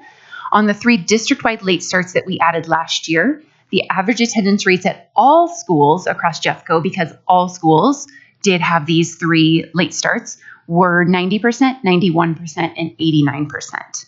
So there were only 3 of them. We communicated them pretty often so that families wouldn't forget, and the attendance was not as bad as we may have anticipated. Go ahead, Lisa. On a late start day, on a regular day. So it is above 90%. I would say it's between 92 and 96%, just depending on the day of the week. It fluctuates, but it has been better this year than in years past. So we're getting better. We were really struggling with some attendance. We actually had an attendance awareness month in September. Some of you may have done some different things at your schools. And we have increased and improved our attendance year over year. So, all right. And instructional time guidelines and comparisons. So just so that everyone is aware, we do have minimums in the state of Colorado. Our students are required to attend at least 160 days of school. And we do have a minimum amount of instructional hours by level. 968 at elementary, 1,056 at our secondary, which includes 6th grade through 12th grade. And then down below, I just put a reminder around how many days our licensed staff work, that we have a minimum 10-day non-contact requirement, that we allowed for additional 4 additional non-contact days this year in elementary and middle, and we do have the 4 modified contact days allowed at all levels. Speaking of modified contact, this is the typical use by level. They are almost exclusively used for assessments. So in the elementary, oftentimes students will come in for an hour, 2 hours, 3 hours to take their K3 Acadience assessment, or their 1st through 5th grade or 6th grade MAP assessment. Middle schools use it as well for assessment, sometimes MAP, sometimes other things, sometimes CMAS even. Conferences, some schools still use it for conferences because they do not have enough windows for the number of students and families who want to attend conferences in the evenings. So that might look like 7th grade is in session while 8th grade is doing conferences. And they'll switch, and middle schools have all kinds of unique schedules for making that happen. High schools typically use theirs for finals makeup day and other assessments such as the PSAT test. And then our multi-level schools, same situation, they would use it for finals makeup and assessments. Here are our instructional days, student contact days, and student non-contact days compared with several of the other Front Range school districts. So you'll see that our contract is very comparable. We range in the Front Range from 184 to 187 days. Student contact days range from 163 in Adams 12 all the way up to 176 in Littleton for their high school students. And then the non-contact days certainly vary, but there is a range from about 10 to 16 in at least one district. Some school districts still use comp days. If you're wondering what a comp day is, we used to have comp days for conferences. So we had 8 hours of conferences in the fall. We would have 1 full day off for educators. Instead, we have changed that to our 22.5 hours. But this is just some of those comparisons for your information. And finally, I think this is my last slide. Yes. Average weekly planning time by level. This is always a question that comes up. So we have a range, and please note that these numbers were reported by principals in October of 2023 in preparation for a board report that I believe was being put together by either our data team or our teaching and learning team. So we range, and I know this is going to seem a little crazy, anywhere at the elementary from 180 to 480 minutes per week. Note that the 180 is 225 minus 45. So at schools that have 180, typically they have all agreed to use one of their 45-minute plan times as their collaborative plan time. So the average across elementary schools is 262. Middle schools range from 200 to 420. Some of those are dependent on their schedules and on whether or not they have one planning period or two planning periods, a 7-period day or an 8-period day. And then their average is 270. High schools range from 225 to 590. It's, again, a huge range. Block scheduling does allow for a little bit different configurations of planning time. Their average is 292 minutes across all schools, all high schools. And then our secondary with multi-level averages 301 minutes. And our multi-level, which I did include both K-8s and K-12s in those numbers, were 257 minutes on average. So I thought that would be some helpful information as we go into our proposed red line. All right, here we go with our red line. I'm having to move around my little screen. Okay, you all have access to this, and we do have a shared folder inside of our district and JCA negotiations folder called Red Lines. That's where I dropped it. And like I said, I will work to modify this to our newly adopted method. But for now, it just has a lot of suggestions. So there are some grammatical cleanups. We put commas instead of colons for a list. That was not my suggestion. Wasn't that important to me. However, if that's APA format or whatever we're following these days, that's fine with me. In 5-3, we took out some redundancy. We had already put that operational leadership team was OLT, and then we put it again, referred to in this article as OLT. We thought that was redundant and not necessary. The OLT should ground all decisions in research-based ideas, focus on increasing. It sounded funny to say to increase student access. And then we just, instead of putting down here comply with, we changed it slightly to while following district policy and guidelines, which every year our operational leadership teams will receive a calendaring and scheduling guidelines document that they can use to formulate their calendars and schedules for the following school year. And they usually get that February, March as they start to schedule out the following year.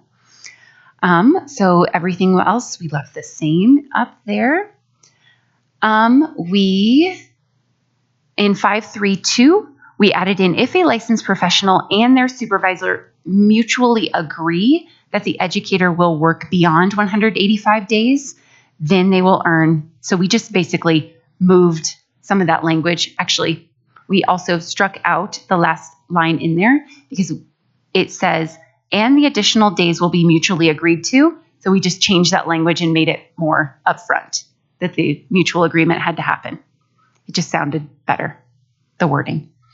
On 5-3-2-1, secondary counselors and social emotional learning specialists, as I said previously, we switched it to, instead of saying we'll work additional 10 days, we wanted to align it to saying they work a 195-day contract, because technically that is what their contract is.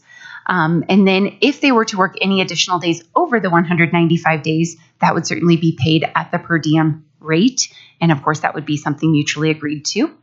Same thing with digital teacher librarians. We switched that from saying would work 6 additional days to saying 191 contract days.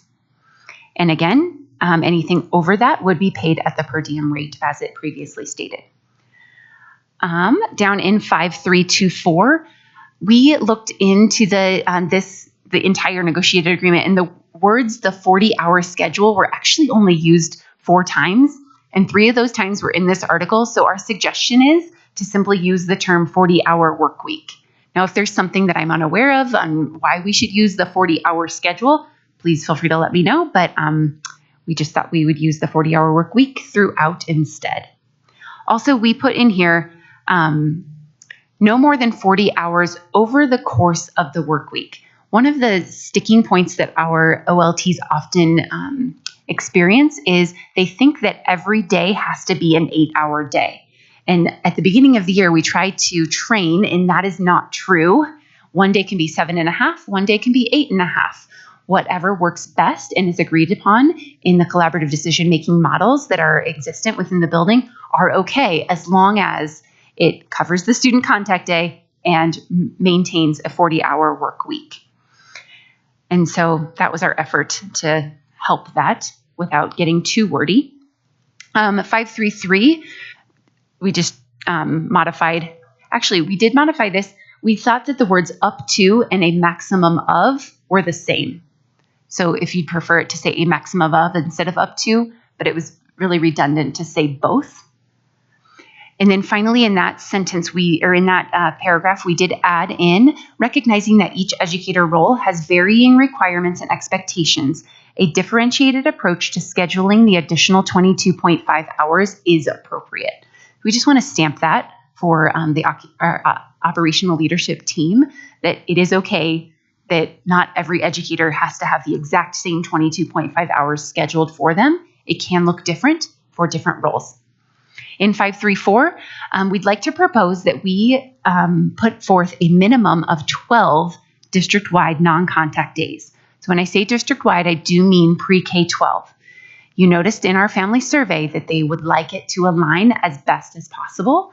And so we'd like to propose that we increase it from 10 to 12 and that we do that district-wide. I changed the word professional development to professional learning.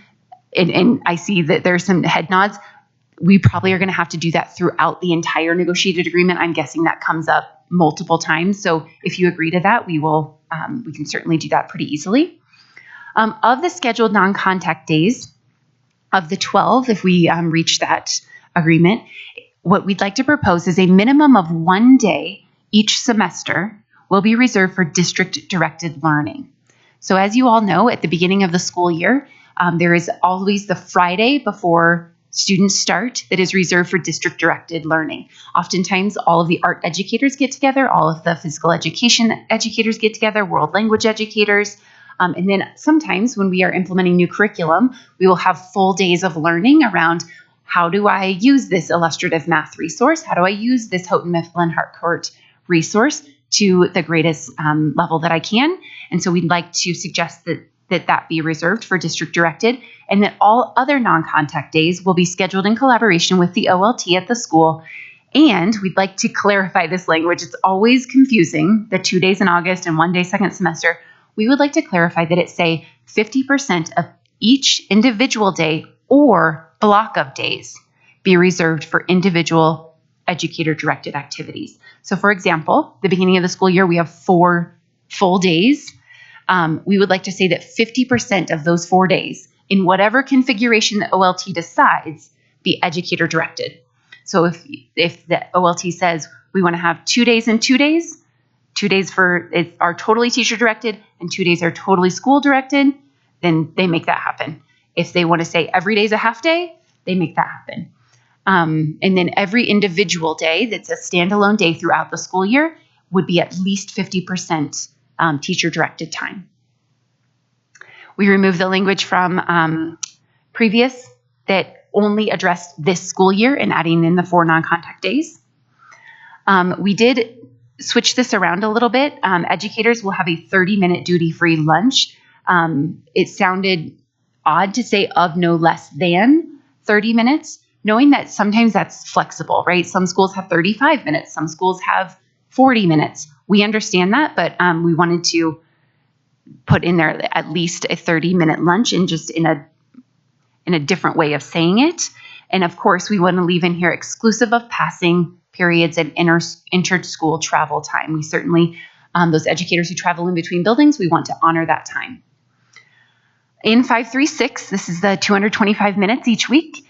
We would like to add in and modify some language. Last year, we added some language around collaborative discussions used to determine the type of team time and group planning time. At the beginning of the year, Brooke and I worked together to put out some common language around what does this mean? And so I tried to work that language into this article. So here's what it reads now. Collaborative planning time, including PLC or DDI time, is essential to well-planned, responsive instruction and is a district expectation. Educators should engage in collaborative conversations with colleagues and administration to determine a consistent schedule for collaborative time within the 40-hour work week. This article is not intended to prevent an educator from choosing to use their individually directed time for collaborative planning, nor should an educator be required to use time scheduled for individually directed if another option is preferable. Required building meetings should be scheduled. That actually stayed the same, only I capitalized it and put a period at the end. And so we shared some language at the beginning of the year, and I was hoping to capture that here.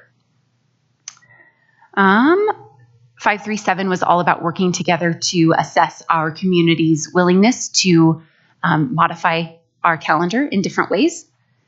And then 539 is the article about using your planning period to cover for an unfilled guest teacher.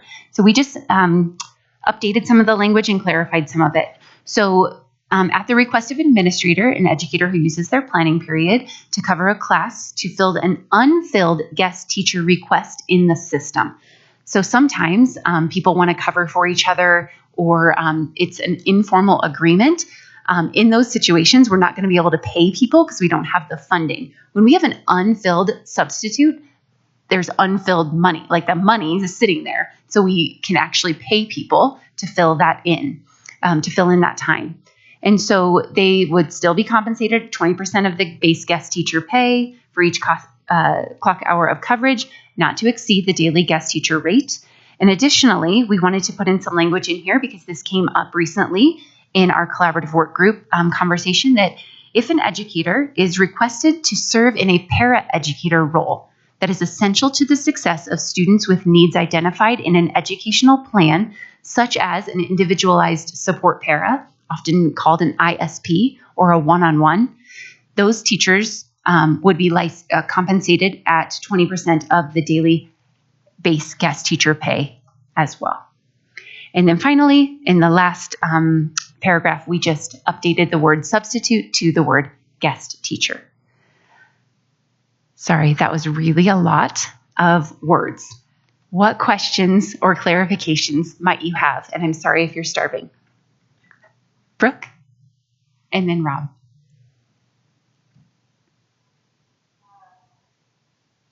Can you explain your thinking in 539 about only giving 20% of the daily based guest teacher pay for covering for a para-educator? So we were trying to align it with covering for a guest teacher. So the reasoning, obviously it's not a licensed position. So those educators are often not getting paid at the same rate. And so our thinking was, let's align it and make sure that our teachers who are being requested to fill those roles, first of all, are compensated. And second of all, are compensated equally, as well as if they were to give up a planning period to cover for a classroom in the absence of a classroom guest teacher. Okay. Can you tell me the average pay for a paraprofessional with benefits in the district? And then where does this money come from? Does it come from SBB in a building, or does it come from a district budget? I can find the average paraeducator, not a paraprofessional, right? So two different roles. A paraeducator is often paid at a higher rate than a paraprofessional because an ISP, for example. Exactly. So we'll find that for you. I don't have it off the top of my head, but yes, I will get that. Steve, do you know that? Just roughly. I just need a I don't rough off the top of my head. Okay. So the reason I have concerns about this is I just visited a school this week, yesterday, in fact, and they just hired an ISP, and 3 educators had been covering for this ISP the entire year. So when you're covering for an actual position for the entire year and it's every day, and you're doing another job, and they were not able to do their current job, and they were having to take things home every day, and so it was impacting their ability to do their own job and meet their students' needs because they're actually covering for a position. So my concern is it's not a daily rate. They are basically having to cover for a person's job. So the reason I want to know what the cost is what incentive does a building or the district have to hire for that para if they are only paying at a substitute rate and they're not having to cover for a salary and benefits, and they have educators covering for that position on a consistent basis? I mean, one thing I would say is that, especially if the educator is a learning specialist, they are missing minutes that are required by law, and that should not be something that is occurring consistently because they do not have the time to make up all of that time missed. If it is a mental health provider, for example, I would say that that might be even more concerning because not only do they have minutes to meet, but they also have crisis to respond to quite frequently. And so I agree with you that that should not be something that is continuing over a long period of time. And I also understand that teachers are selfless and so willing to do everything they possibly can to support a student who is in need of having that one-on-one support. And so there's 100% a balance, and we will get you those numbers, and we'll be able to talk about that. You had a second question though. Oh, you asked, where does the money come from? So an unfilled guest teacher that is put into the system. I just wanted to know, paying a ISP, is that a district level fund, or is that does it come out of SBB? So it depends. If it's a position like what you're talking about, a paraeducator that's an unfilled position, certainly the school has that funding because it's been given to them by our special education budget. So they have funding in their budget to hire an ISP. And so that money could potentially come from that unfilled position. If not, it would probably, if the paraeducator is out for a week with COVID, for example, but that student needs that ISP, either another paraprofessional might cover the position, or if a licensed teacher is asked to do so, that funding would come out of the paraprofessional budget within SBB at each respective school. Rob? Yeah, thanks. I had actually 3 small items here. Please. One was in 532. You added language about having the supervisor have to mutually agree to per diem pay for exceeding 185 days. I was wondering if, I know in the past I've done curriculum work in the summer, like after the last official day of school, and was paid on a per diem rate. To my knowledge, I don't think the principal had anything to do with that. Great point. So wouldn't that be creating an additional layer of bureaucracy for the principal for me to get approved to do that? And what it could say instead potentially is, and an authorized administrator. That's language that we use somewhere else, because obviously somebody in the district asked you to do that and secured funding for you to do that. And so we can certainly adjust that language. Okay. And then 534, just kind of a clarification question.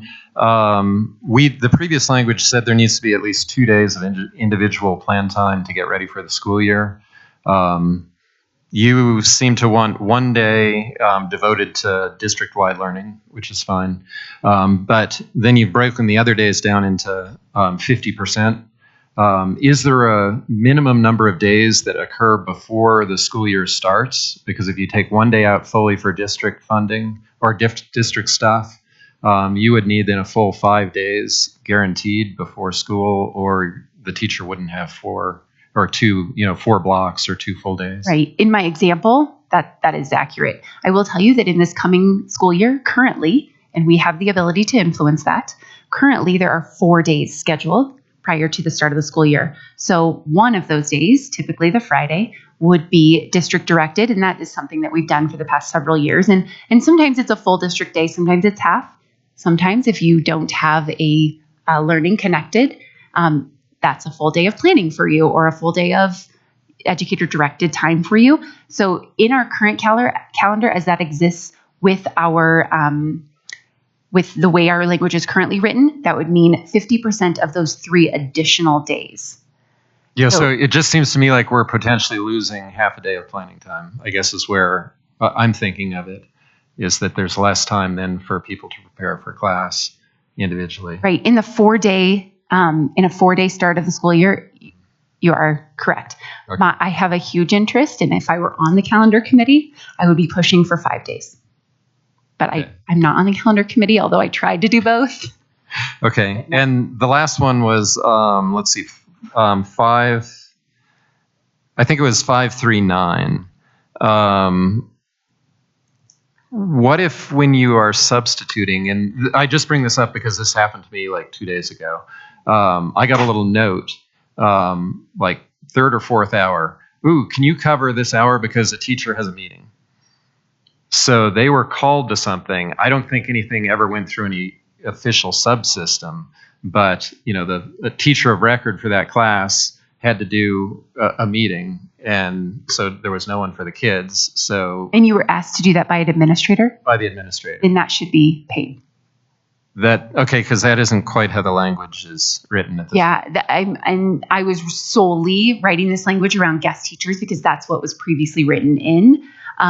However, I mean, certainly if there's other language you would propose, please do. Yeah, just be a little tweak. Sure. Okay, thank you.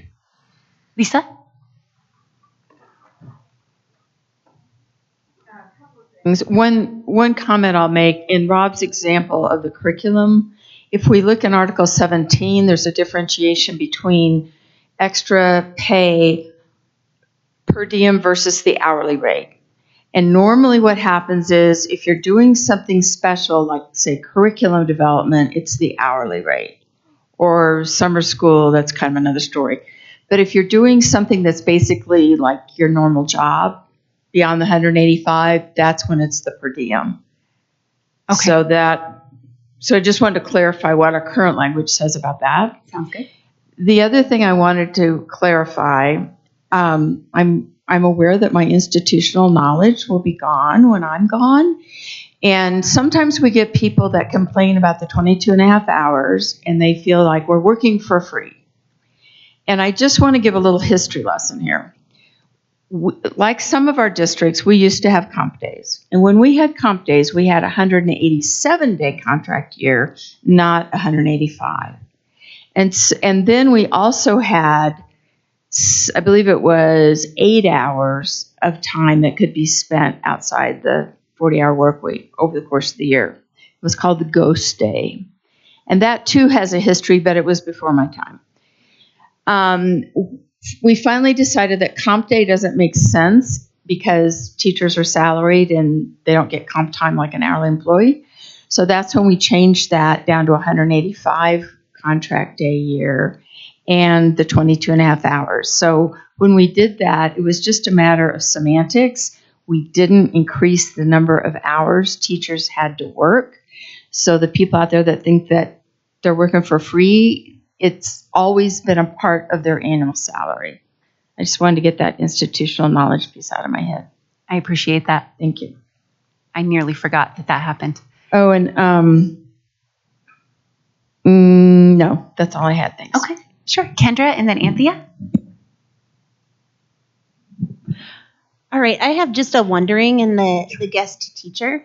I wonder if we know about how many sub positions go unfilled each day, and if there's a difference between, say, the number of unfilled days in a Title I school versus a more affluent school. Our principal was just sharing our budget projections the other day, and I was shocked by the number of days that unfilled jobs have increased in our building over the last couple of years, and I didn't know, is that a district trend, an area trend? We do have that data, and we have it by school, and Jennifer can certainly pull that data. She supervises the guest teacher office, and so we can certainly share that with you whenever, at a later date or this evening, however Jennifer would like to share it. Do you want to respond to Kendra, or go ahead, Jennifer, and then we'll get Anthea's question. So the average fill rate is about 84% on a daily basis. Sometimes it flexes a little lower, a little higher, depending on the day. And we do typically see a trend of lower fill rates at our Title I school. I can't tell you exactly. It varies by school, but we do tend to see a lower fill rate at our Title I schools. Anthea?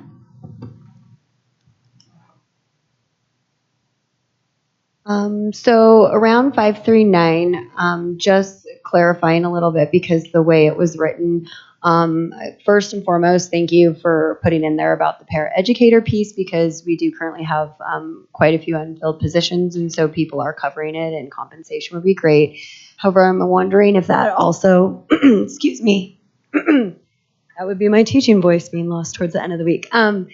If that would also include center-based programs, because although it's not called out necessarily in an educational plan, there are ratios that are obviously expected to maintain safety. And so I'm just wondering if that would also be including, we do have current positions that are unfulfilled in our center-based programs too, both educators and then our para-educators. So Definitely just potential. in terms of, okay. I would certainly welcome some language to clarify that and make that more clear around center-based programming.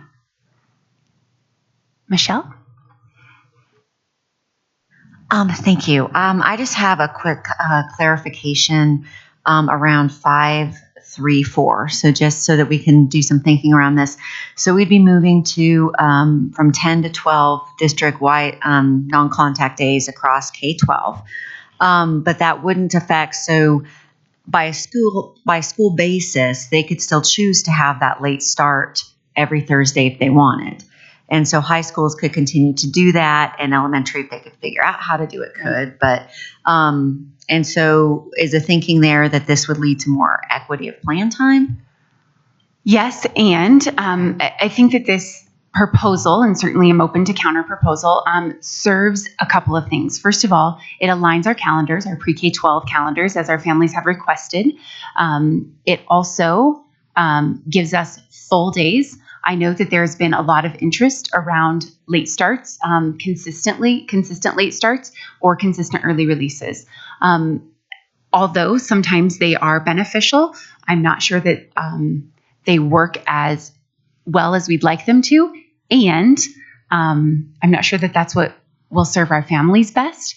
However, we have no intent on removing the current 1 hour allowance of late starts, nor do we have any intent on requiring that 1 hour late start allowance. We do want to encourage schools that if they continue with the 1 hour late start, that somehow we be able to count that as instructional. So oftentimes what our schools are doing is half of their staff are available for access period, while the other half is in PLC.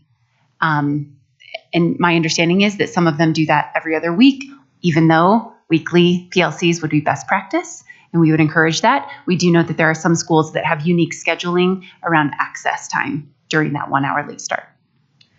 Okay, so that the late start that happens on Thursday mornings, we still want to count those hours as instructional time? Ideally, but if we can't, then it's not detrimental to our schedule. Because some schools can and some schools can't right now, and it's okay.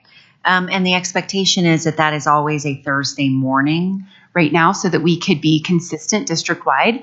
Right now, we were hoping to hold that on Thursday mornings every week for any school that chooses to use it. Thank you. You're welcome. Any other questions? Oh, sorry, Stephanie, go ahead. I am just wondering nothing about the language, but overall, so feel free to not answer at this time. But I was extremely shocked at the average weekly plan time by level that was reported and the vast difference. I am flabbergasted that an elementary school can give 480 plan minutes. I am like, wow. Remember, those were principal reported. So sometimes it's over. Sometimes I feel like they count every minute, even though the negotiated agreement says it must be in 30-minute blocks of time. And so please know that I know there was a large variation, and I too am slightly skeptical at some of those responses. So then my question, so yes, good clarification there. And then my question is there any plan district-wide to kind of bring that to a more a smaller range, so that it isn't Certainly, as you're aware, our secondary schools do have the ability to set their own schedules. We do not have a consistent secondary, and I'm talking high schools in particular. We don't have a specific schedule.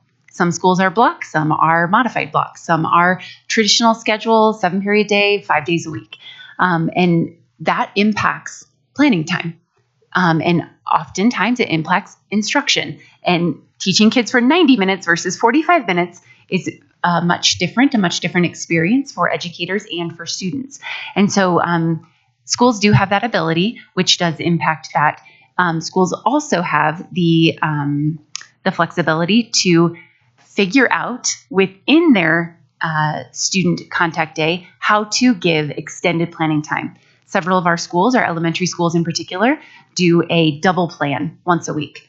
So they'll have 45 every day, and then one day of the week they have 90, which is one of the reasons that some of them are a little higher. I think some of them may do that more often than once a week, which would be really challenging. But and then in the middle schools, we are having some schools are switching over to different period days, which is either unfortunately impacting their ability to have 2 plans a day and moving it down to 1 plan a day. And I have heard that even one middle school will be going back to a schedule or to a schedule for the first time where they will get 2 plans a day. So that will increase their planning time. So right now, the variability still exists. We do have quite a few schools that are able to share with each other. Here's our schedule. Here's how we make it work.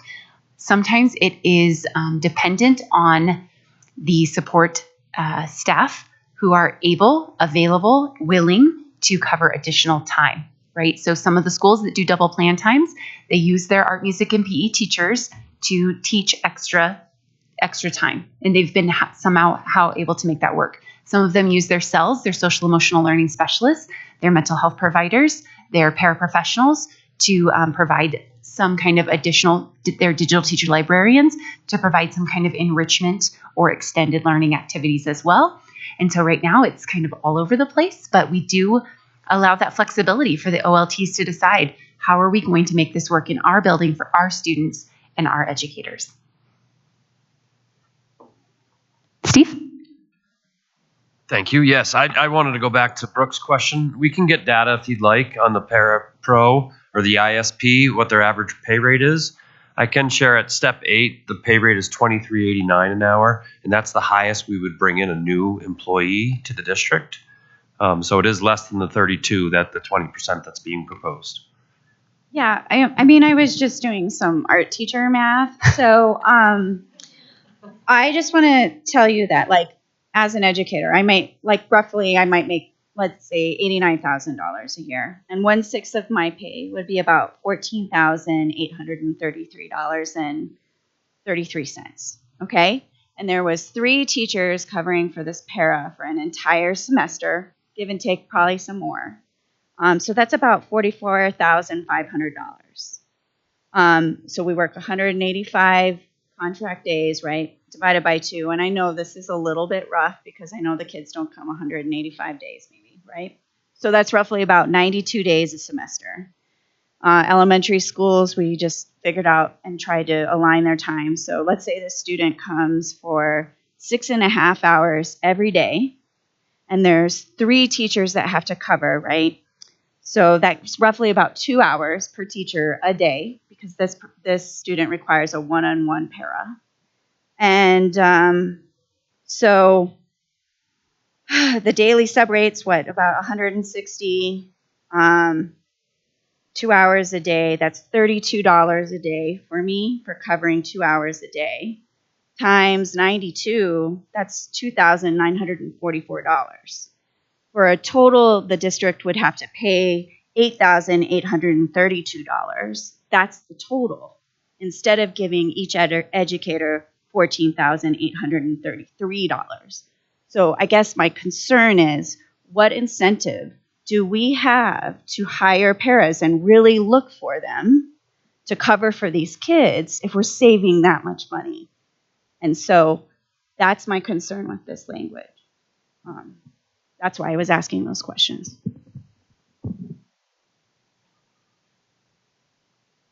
Somebody else write down that math because I'm going to have to watch that back to follow all of it. No worries, no worries. I like art math. That means it's colorful and artistic. I guess from my perspective, I didn't quite follow all that either. But if we're normally would be paying a paraeducator $23.89 if we could get them hired, instead we're paying a teacher $32 an hour. We're actually paying the teacher more than we would if we had someone in this position. But I also understand your point. Well, right, and I want to say that that's your choice to use a licensed educator and have them cover for a para, right? And I'm always willing to cover for my union brothers and sisters. But I am also saying we need to pay our paras more so that we can attract them and retain them. And this isn't an issue.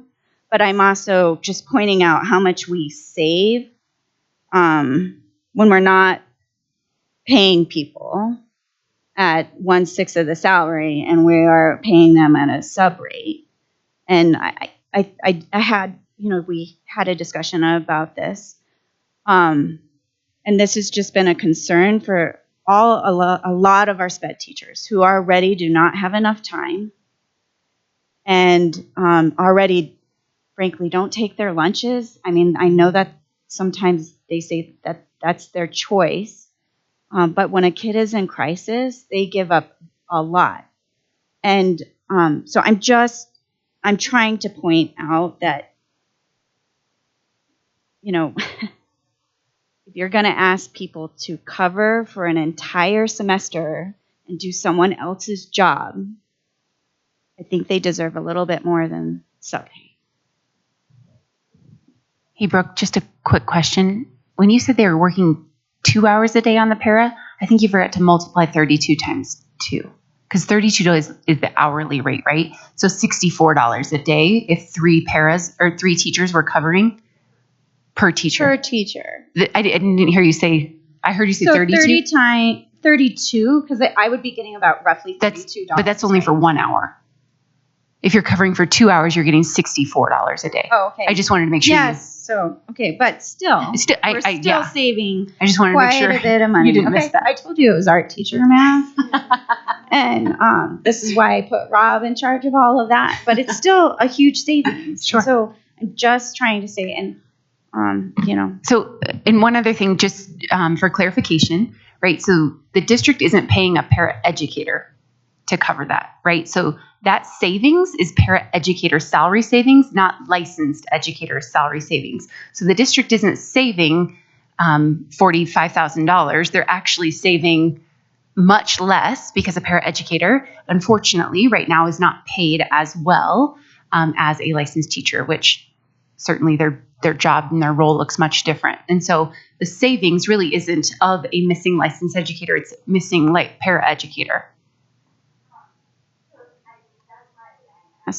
That's why I asked, on average, like what's the average annual rate for an ISP?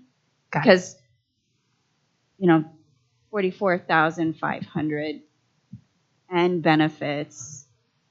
I don't know. Right. And so Steve gave you the hourly, but we can certainly find the average annual. Oftentimes, paraeducators are scheduled for 7 hours, 6 or 7 hours a day.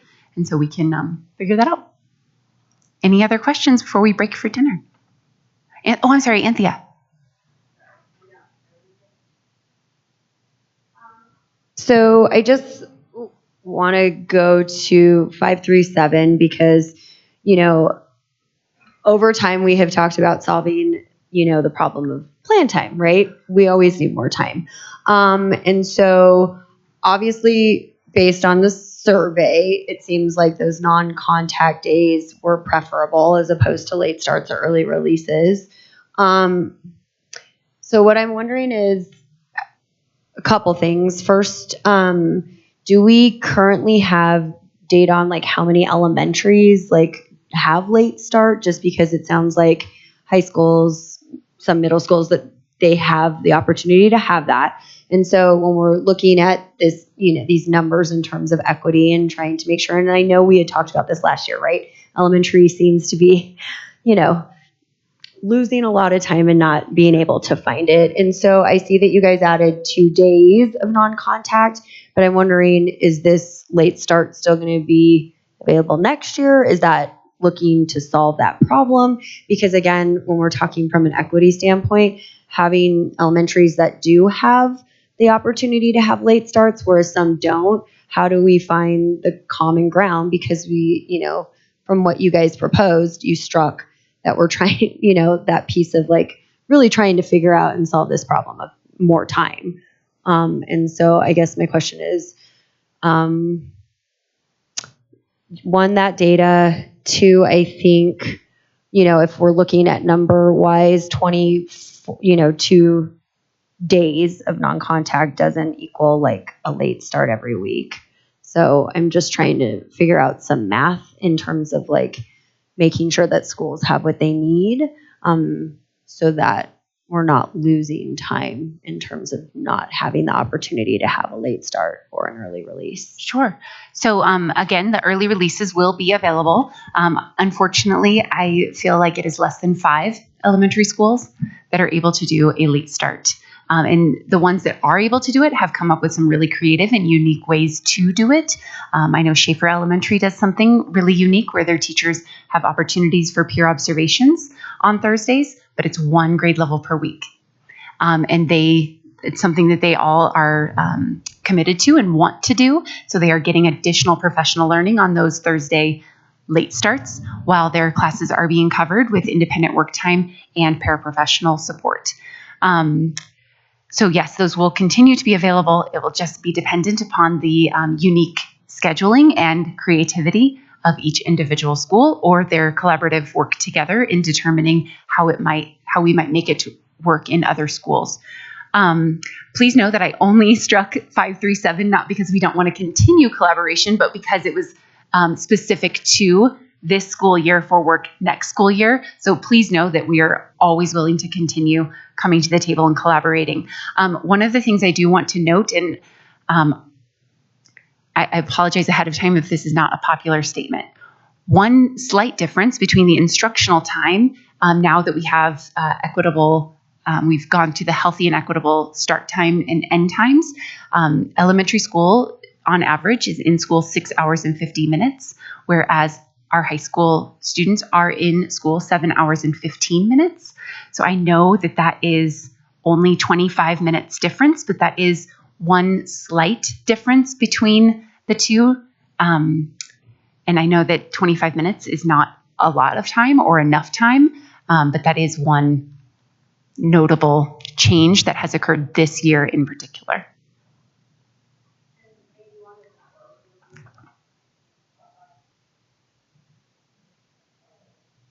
Okay. Not turning green, so that's why I was like. I heard you too. Can you hear me? Yeah. Okay. Well, it's still on red. Our school is a school that does have late start. Nice. However, I do want to make the statement that we pay for it to make it equitable for teachers to all have that time together, which is very invaluable. Which is very valuable. And so my wondering is that going away next year? Or do we get to continue that? And also, again, going back to equity, there are schools that don't have the cost benefit of being able to do that. And so it is at our school's deficit in terms of our SBB dollars.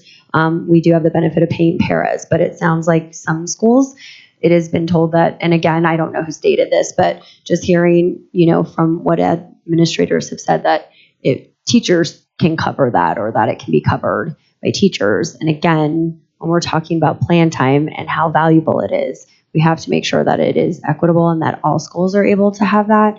And again, if there's a cost that and schools can't afford that, it needs to somehow be made available so that all schools have that opportunity, especially at the elementary level. So Thank you. Yeah, I appreciate that. And again, I'd welcome any type of counter proposal or ideas, creative ideas that you might have to make that true. Okay. But if we could keep it for next year. So schools who currently do have that would be able to. Yeah, Okay. we're not planning to remove that allowance in our calendar guidelines. Right. everyone's ready for a break. I think so. I think this is a great time to take a break and process and maybe what we've heard, think about it, and also just enjoy some dinner together. And we'll go ahead and break now. It's about 6:50. I think we can come back. What do we usually do? 30 minutes? 30 minutes, fine. So we'll hopefully 30 minutes will be good. We'll be back to the table about 7:20. Okay. Just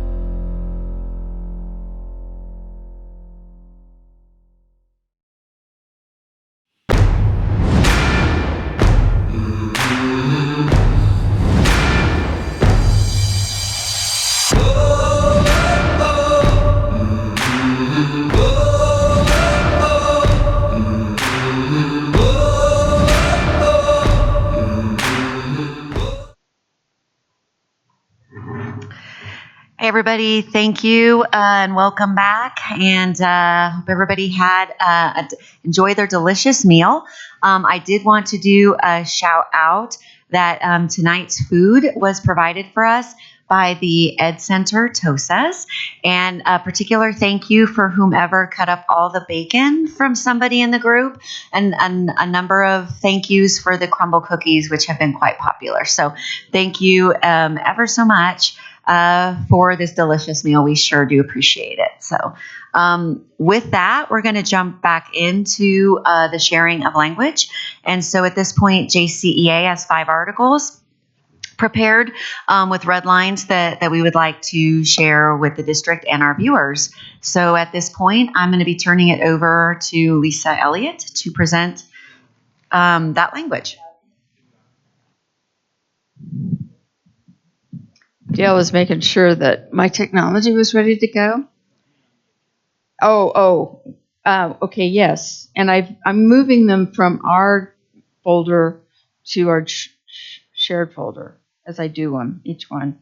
And if we can also, at some point, link it into the agenda, because that's an easy place. That's what Dale said he would do for me. He was actually not questioning my IT skills. He was being a gentleman and offering to help me out. So ever I the appreciate gentleman. that.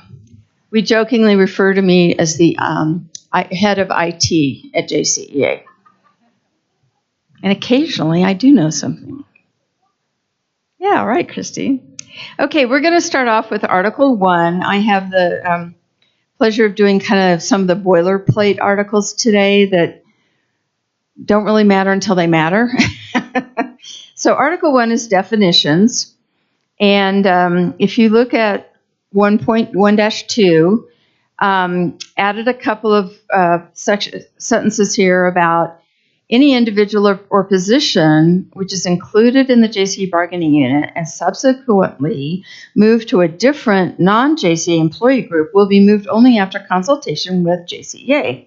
All work currently performed by bargaining unit members as well as future work of a similar nature will be deemed bargaining unit work. Here's what's going on behind this. I am aware of 2 or 3 situations where it appears that we have someone that is classified as a non-JCEA person doing JCEA bargaining unit work. And so one of them is someone who's has done a job for a long time. She used to be in our bargaining unit, and a year or 2 ago, I'm not quite sure when it happened, I just became aware of it this year, she's now an administrator. Now, maybe some of her responsibilities changed, and that made sense. But it just looks weird to us. So we want to maintain our trust and our partnership. When that happens, we want to just be brought into the conversation as to why. And if we have a concern, then we can talk through it. Another situation was one of our members retired last year, and the person that replaced her is an administrator. Again, maybe there's some additional responsibilities, but on the surface, it just appears like we've lost a bargaining unit job to a different unit. And then this week I've learned that there's a dean in a school who is not in our bargaining unit, and that's a bargaining unit position.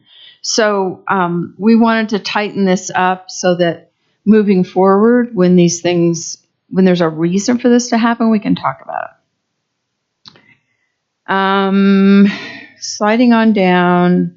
Oh, that's it until you get to the bottom. And all I added there in 1-15 was what professional practice evaluation rating is. It refers to that portion of an educator's evaluation that is derived from observations of the educator's work by the administrator assigned to evaluate the educator and assessed and rated using the appropriate rubric. Oh, wait a minute. 116, I don't think that one actually transferred exactly right. Hang on a second.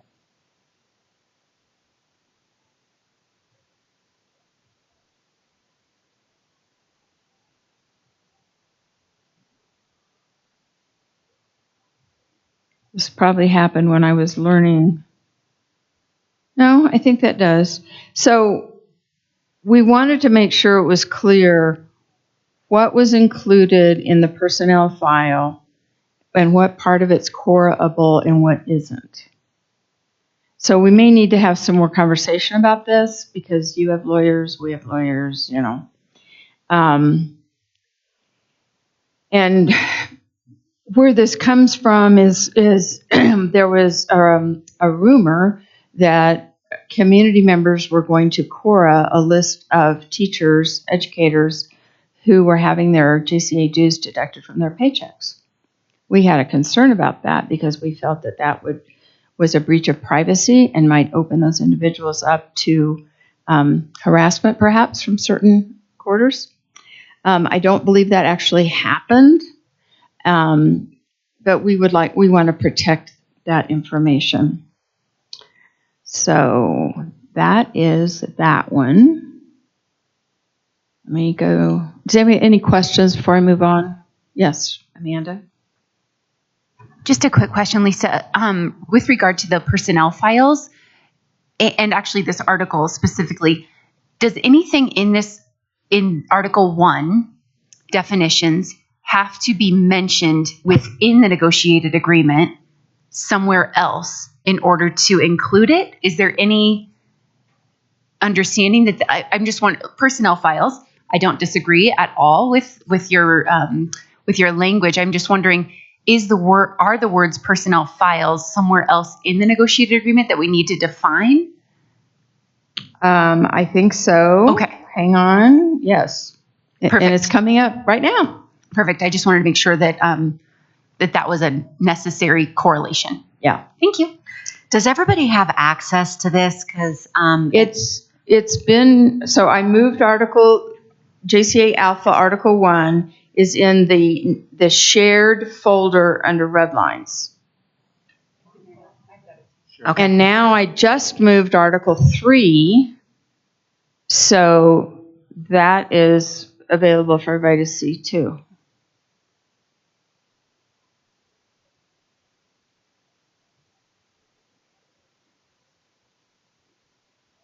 the links in the agenda aren't working, so FYI. But it looks like the one in the red line folder is. And you might want to link it from the the JCA district folder red lines, not our, yeah. Because I'm moving it from our red line folder to the shared red line folder. Okay. Anything else on Article 1? Okay, Article 3 is association relationship.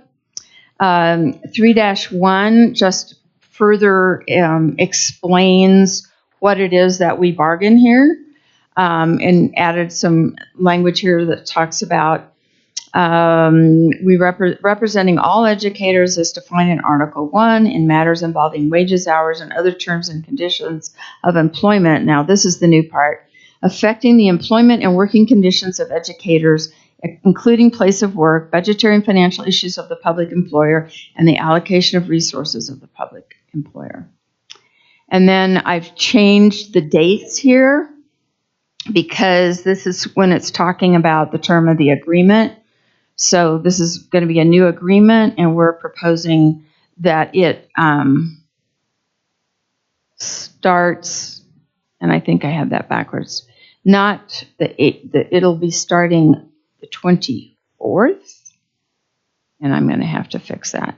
Not August 1st, 2028. It's going to start August 1st, 2024, and it will expire July 31st, 2028. So we're proposing a 4-year agreement. We'd like to keep them on even years, which I believe we talked about last year. 3-3 talks about the JCA president's release. And what we would like to do is to add the president's yearly stipend to be included in the president's salary. And basically, this is for tax purposes for our president. We can talk more about those details later as you ask questions. 3-4 is about our association visits to buildings. I struck who have completed an access request because that never was really a thing. We had it in here and we weren't really doing it. And then changed the language just to say that the association will attempt to coordinate visits. Sometimes we email principals and they're busy or whatever, and they don't get back to us. And we want to be able to just go ahead with our visit, and hopefully that won't be a problem. 3-6 added a sentence about association representatives will be released from duties when needed to represent an educator in a grievance. We feel that this is mutually beneficial because if an AR at the building level instead of a staff member from JCEA can represent someone, it's quicker, it's easier, they're right there, they don't have to wait and get it scheduled with us in the office. So it won't happen for every situation, but when it can, we want to call that out. 3-7 is talking about committees that JCEA is a part of, and just added just a little bit. Other committees which will accept appointments from the association include, but are not limited to, the Teacher Advisory Committee for Teaching and Learning, and then the Calendar Committee, I think, was current language. And I hope I did all these right today because I redid all these this afternoon. 3-9, I don't think there is a CBK, whatever that is, in 3-9 in original language. There's no district policy that I could find of that lettering, so that's why that's struck. And I think it's GBK. I think that was what it was, and I don't think there is a GBK. So I struck that and then wrote down the grievance process. There are certain things that have to go, certain complaints that have to be handled in certain ways, like Title IX, but there are other complaints that we feel could be better addressed through the grievance process. And this refers to, if you go back up to look at the first sentence in 3-9, school and workplace climate conducive to teaching and learning, free from harassment, bullying behavior, etc. So this would be something that is not specifically a grievance on another part of the contract, but it would be a grievance based on the fact that the individual is being subjected to harassment and bullying behavior. 3-10 is about the new educator, I always say it wrong, induction, new educator induction. We have gone, over the years that I've been here, our participation has varied greatly. We would like to kind of get it written down clearly what it is, the minimum participation that JCEA will have in induction. It's a very important time for us to introduce ourselves to new educators. So it's a presentation of 30 minutes by the JCEA president or designee, will occur during a required portion of the new educator induction event. And then the appropriate district departments will coordinate induction planning with the association and invite association representatives to such meetings. That's instead of us coordinating it, because we don't always know which departments are working on things, so we need it to come the other direction. And then 3-10-1 is about the new in-person employee orientation that happen monthly now. And it just states that we'll be there for have 15 minutes to welcome new employees, etc. And then 3-11-1 is where we talk about dues deduction as part of the employee's personnel file and is not subject to Colorado Open Records Act. So that's that reference, Amanda. Okay. And that's it. Oh, 3-11-3. I changed 90 days to 30. I don't think 90 has actually been the practice. I think 30 is more realistic from our perspective, and I think it still gives payroll department adequate time to put the data in for dues deductions. Because they need it by September 15th. So 90 days would be like June, and we don't always even have that data available to us yet. Okay, any questions?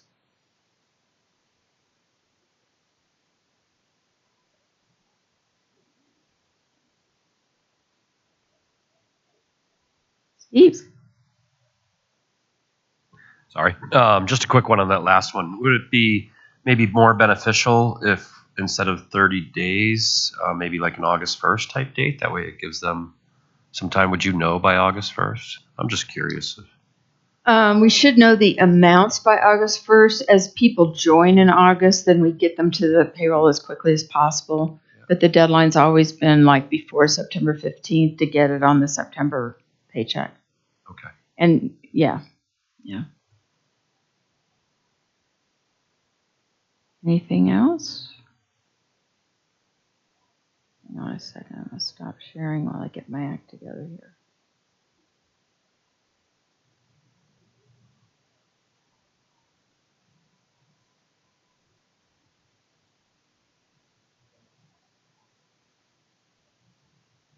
Okay, I'm going to move Article 4 out of our file into our joint file.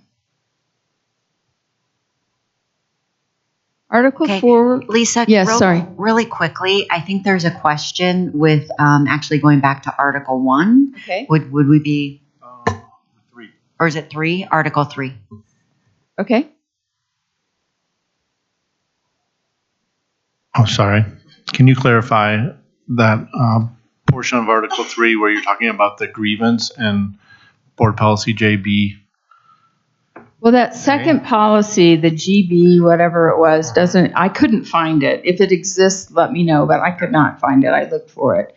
I think it's either a typo or it's a policy that is no longer in policy. But what this language was saying is that if you're being harassed or bullied, you go through the complaint process. And we feel that at times it would be more efficient and better to go through the grievance process. And we do have language in the contract that says the district supports an environment without bullying and harassment, et cetera. But we also acknowledge that if it's a Title IX type situation, the law requires a very specific process. So in that case, it would not be the grievance process. It would be the Title IX process, which is prescribed by law. And my follow-up question would be, a grievance, by its nature, does it always have to be tied to a violation of the contract? Contractor policy. Is that right?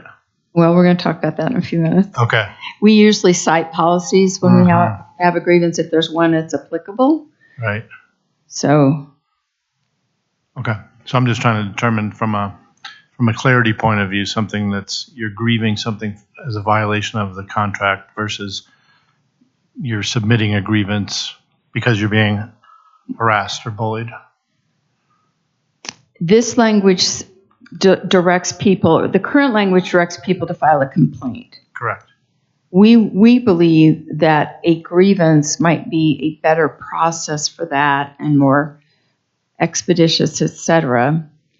But we also understand, like I said, with Title IX, that kind of complaint and harassment would have to go through the Title IX process, not through the typical complaint process, nor the grievance process. Thank you. Did I make myself? I think that what Mike might be asking is where, which articles in the negotiated agreement discuss that all educators, obviously, all employees are free from harassment. Like, if there was a grievance, which article would the grievance be? 3-9. The district agrees to support a school and workplace climate conducive to teaching and learning that is free from harassment and bullying behavior, et cetera. So it would be that exact same article. That's what we would cite in a grievance. Perfect. And there are, the word harassment does show up. But right now, what the current language is saying is that it needs to be going through the district complaint procedures. We want to be able to use the grievance process. Got it. Anything else? Well, I was just going to say, to answer Mike's question, I was always trained that you can grieve contract violations, policy, and law. I mean, Title I is obviously separate, but if there is a law that's being violated as well.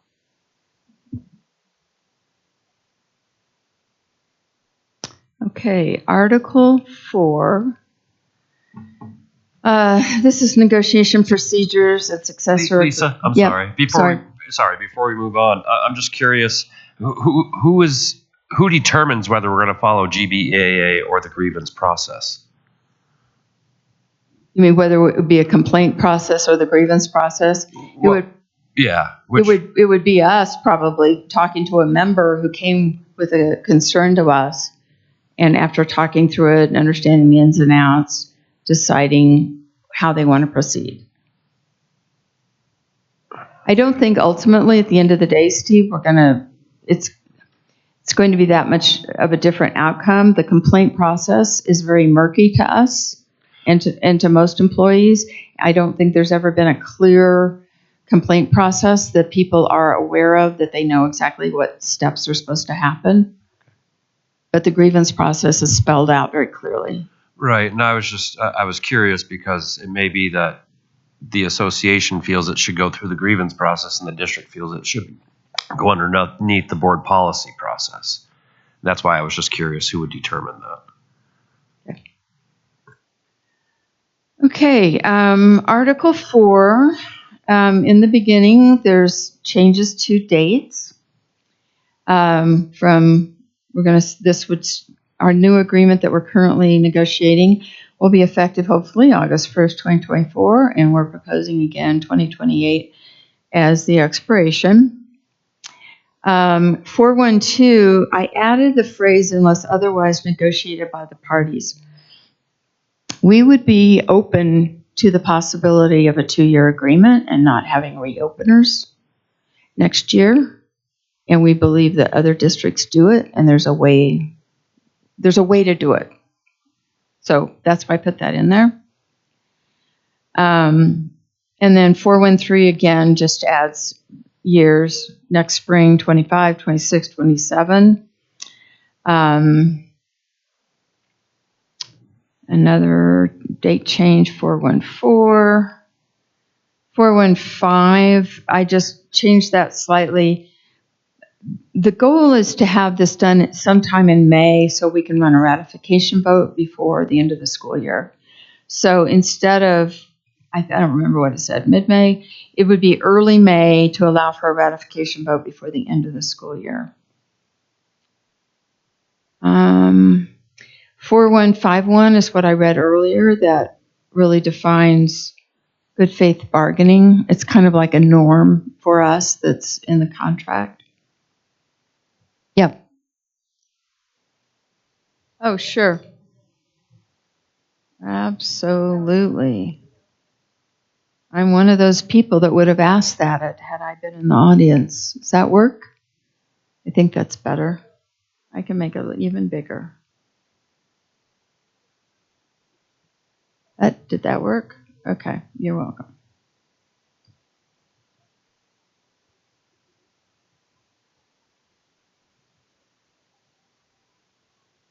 Okay, 416 simply says counter proposals will be presented at the subsequent session, if at all possible. Still gives us some wiggle room. I think we've already said that we're not going to be able to counter Article 5 next week, or probably won't.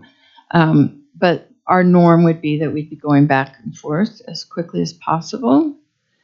And then there's no changes. We'll get down to 423. So in 422, it says if our membership doesn't ratify what we're going to do, which basically says we're just going to meet and figure it out. But we didn't have that statement about what if the board doesn't ratify? What are we going to do? So I simply added the same thing. If the board rejects a tentative agreement, the parties will meet to determine next steps. Now, we have thousands of constituents that we're bargaining for. You all only have 5. So hopefully you know what those 5 people want. However, in my time here in Jeffco, we have had occasions where the school board did random things. So I just want us to have a process for if that were to occur. And let's see, the rest, I'm going down, mediation, I didn't change anything. fact finding, maintenance of status quo. So there we are. I probably need to change that date though in 4-6. I missed that one.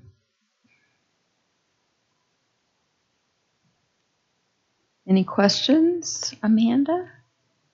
So I heard you say that you're interested potentially in considering not opening articles with the exception of every 2 years. Are you open to considering not opening articles in between full year cycles, full openers? I'm saying that I think we're open to discussing not bargaining next spring of 2025 and maybe coming back in 2026 and having our 2 articles and money like we always do. But not necessarily waiting But not for the full opener and potentially yeah, using... I mean, I think that waiting 4 years is probably a little longer, and plus the vagaries of the legislature and whatnot. But we could definitely see a possibility of saying that that we can come to agreements for this year that obviously affects the whole contract till 28, but also that we would not bargain next spring and we would figure out language that would be specific enough yet with some flexibility for the money part. Okay.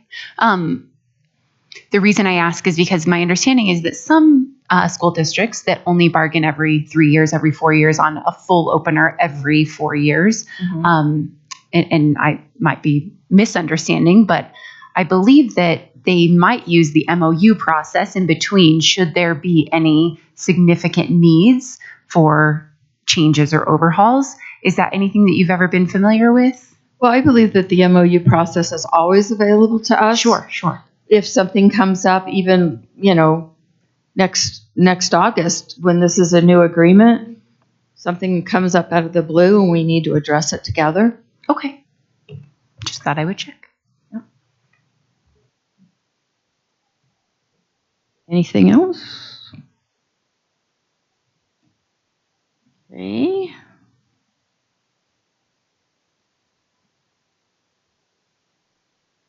So moving right along. Hang on a second. Because I made this so big.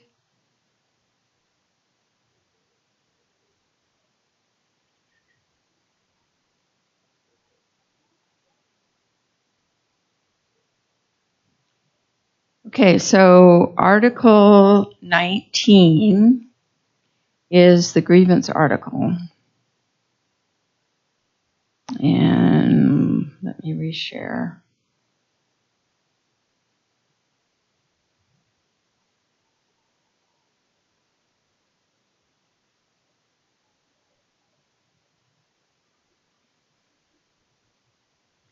Okay, grievances. There's a few things in here. The way I look at it, there's nothing major, but you all may look at it a little bit differently. So we usually do cite district policy when we file a grievance. In this case, in 19.1, we want to add the word that it is a grievance is about inequitable or unjust disciplinary action, or that the provisions of this agreement or a district policy have been violated. And then at the end of that paragraph, simply added some language because sometimes people take grievances personally. They're never meant personally. It is saying, hey, we think you're making a mistake here and we want to fix it and talk to you about it. So added the words, filing a grievance should not be interpreted as a personal attack, but as an effort to resolve a conflict productively through a formal process. In no instance will a grievant be intimidated, blamed, or retaliated against for filing a grievance. So we just wanted to call that out. It's not personal business.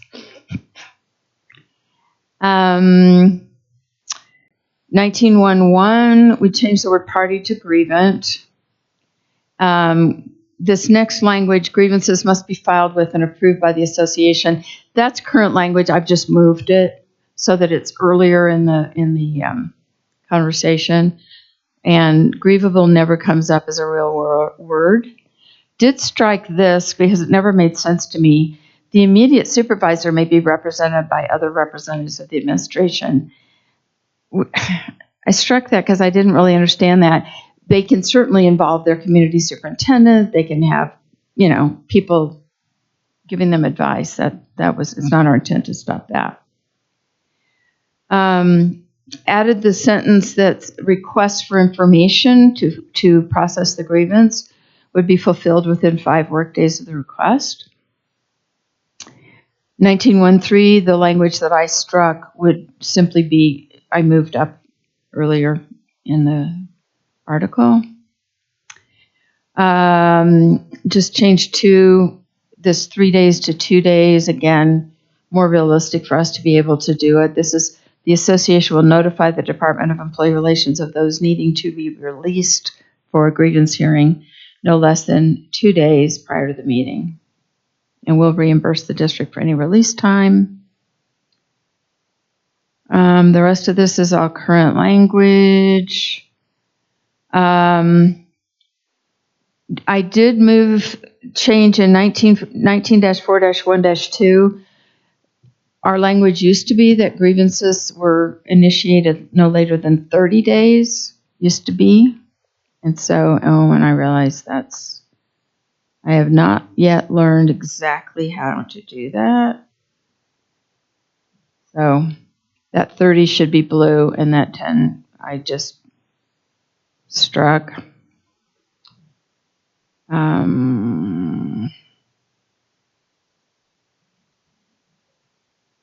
Again, struck the administrator from being accompanied by a representative, but it does, the current language does say that the principal may consult with their community superintendent. 19-4-1-3 just adds a phrase. When we get a written response from a grievance, sometimes we've just gotten random emails, and we really need it to be on a form.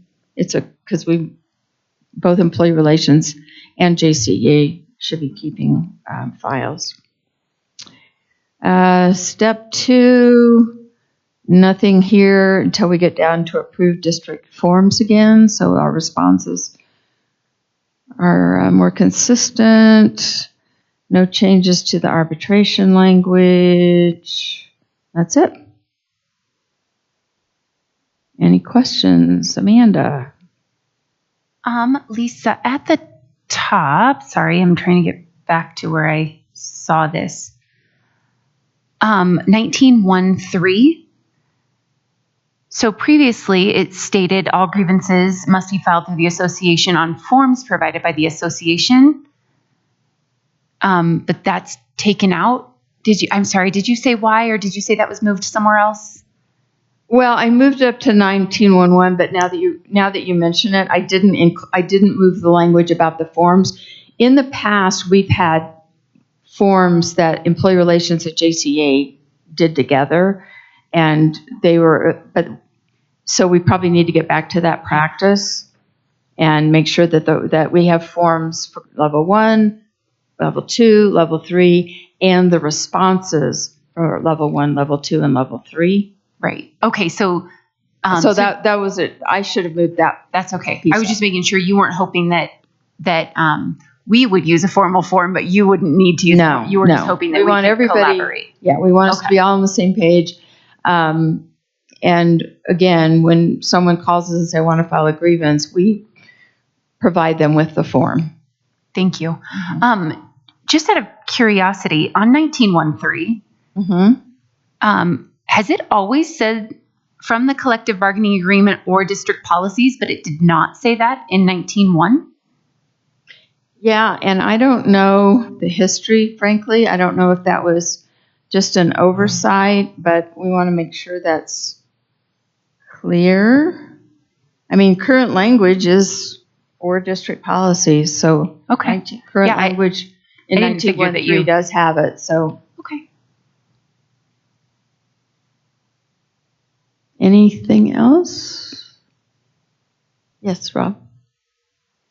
Can I just ask, this is kind of a bookkeeping thing, but when we transfer files into the shared document, can we, and maybe it's just my Chromebook, can we put the article early in the name so that when you look at the name, So it doesn't say JCA Alpha, For Article every 19, it single says Article 19 JCA Alpha. Yeah. So just we say I can rename article, those, no Article problem. 19 JC Alpha, Article Absolutely. whatever, just so I that can- we can easily see it. I can fix that. And Rob, I'm going to make folders for every article. I just didn't do that yet. So that'll be easier to find stuff, I think, for bookkeeping. Okay, I could just see going back and Yeah. see 50 This will look JCA cleaner. alphas. It will look cleaner after today. Okay. Yes, and I'm going to learn this new technique we have of redlining. Yes. So I had a clarification on 19.4-12. Does the administrator get to be accompanied by their community and superintendent, or just consult with them? I don't think we've ever had a problem. I mean, with the community superintendent being there frequently there. One thing that we did a few years ago is making sure that the community superintendent of that school is not the level 2 neutral administrator. In fact, the word neutral administrator came about that year, but it's not a problem if they're there. I just wondered if that needed to be more clear. It wasn't clear to me the way I read it. Yeah, you can fix that. We actually might also consider that not only principals supervise licensed teachers, and that a director's executive director might need to be present. And so we might even consider offering a counter proposal around that language to make it not agnostic to just one type of supervisor who supervises licensed employees. Okay, I'm going to Article 20, and I'm going to try to change the name right now. No, it's not going to work. Never mind. Hey, We'll do Lisa. it later. Lisa, I'm sorry. I did have a question. Yes, sir. 19. 19.4-1-2, where you're proposing changing it from 10 days to 30 Mm-hmm. That was previous language years ago. years ago. Mhm. Okay. What do you know the story behind why it was changed? Because I would think that's a timeliness thing, where 30 days is a month and a half out. Well, I think that our thinking around that is a lot of times people will get busy, or they are extremely slow processors, and they will come to us and something happened more than 10 days ago, but it really was a violation of the contract that we feel needs to be addressed. So that's why we changed that. It's usually a very specific, instance. Of course, there are things that are ongoing and they're continuing to be violated, but that's different. Michelle? And I would just add that sometimes it takes a while, because not everybody is super familiar with the contract. So let's say something happens and they're like, that wasn't right. And they talk to somebody and they're like, I think that's in the contract. And they look it up. And, so sometimes that whole process takes a while. And in addition to that, there can be some fearfulness around, should I file this grievance? Is there going to be blowback? And so sometimes they're wrestling with that too. Thank you. Anything else on 19?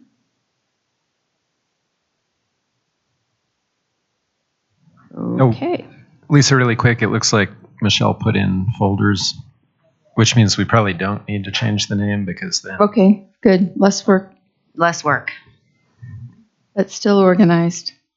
Okay, hang on. Let me get back to my sharing here, and I'll go on to our last article of the night, which is 20.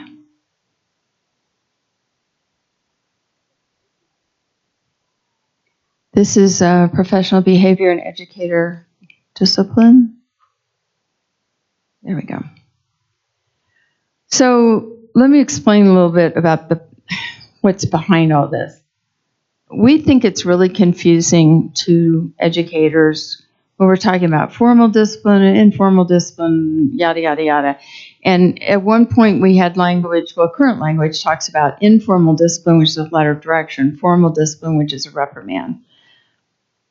I think it's important that teachers know that even a letter of direction is disciplinary. It's a lower level because if later you get reprimanded, that letter of direction will be listed as a prior action. So I just think it's more upfront to say, yes, a letter of direction is disciplinary. It's low-level discipline, but it is discipline. So some of the changes here is trying to clarify that piece. And we also wanted to add that there can be informal problem solving. That's not discipline. It's like principal sees the teacher doing something that they don't think they should be doing, or they're concerned about it, whatever. They can talk to them about it. So we have that language in here that you can have informal problem solving, may include counseling meetings and documentation of meetings and discussion with the educator. So those informal problem-solving meetings can be documented. I talked to Susie Q today about the fact that she's been 10 minutes late, for the last 3 days, and she needs to get here on time. But then we took out the term informal discipline and formal discipline because, like I said, we think it's a little confusing. So discipline includes, but is not limited to, letters of direction, letters of reprimand, and suspension. Those are the typical types of discipline that we see. And then we specify that letters of direction are kept in a building file. Other disciplinary actions are stored in a district personnel file. The language next about just cause has some more definitions of what just cause is, which includes prior notice, recent enforcement, due process, substantial evidence, equal treatment, progressive discipline, and mitigating, extenuating, and aggravating circumstances. So we just try to expand that definition a little bit.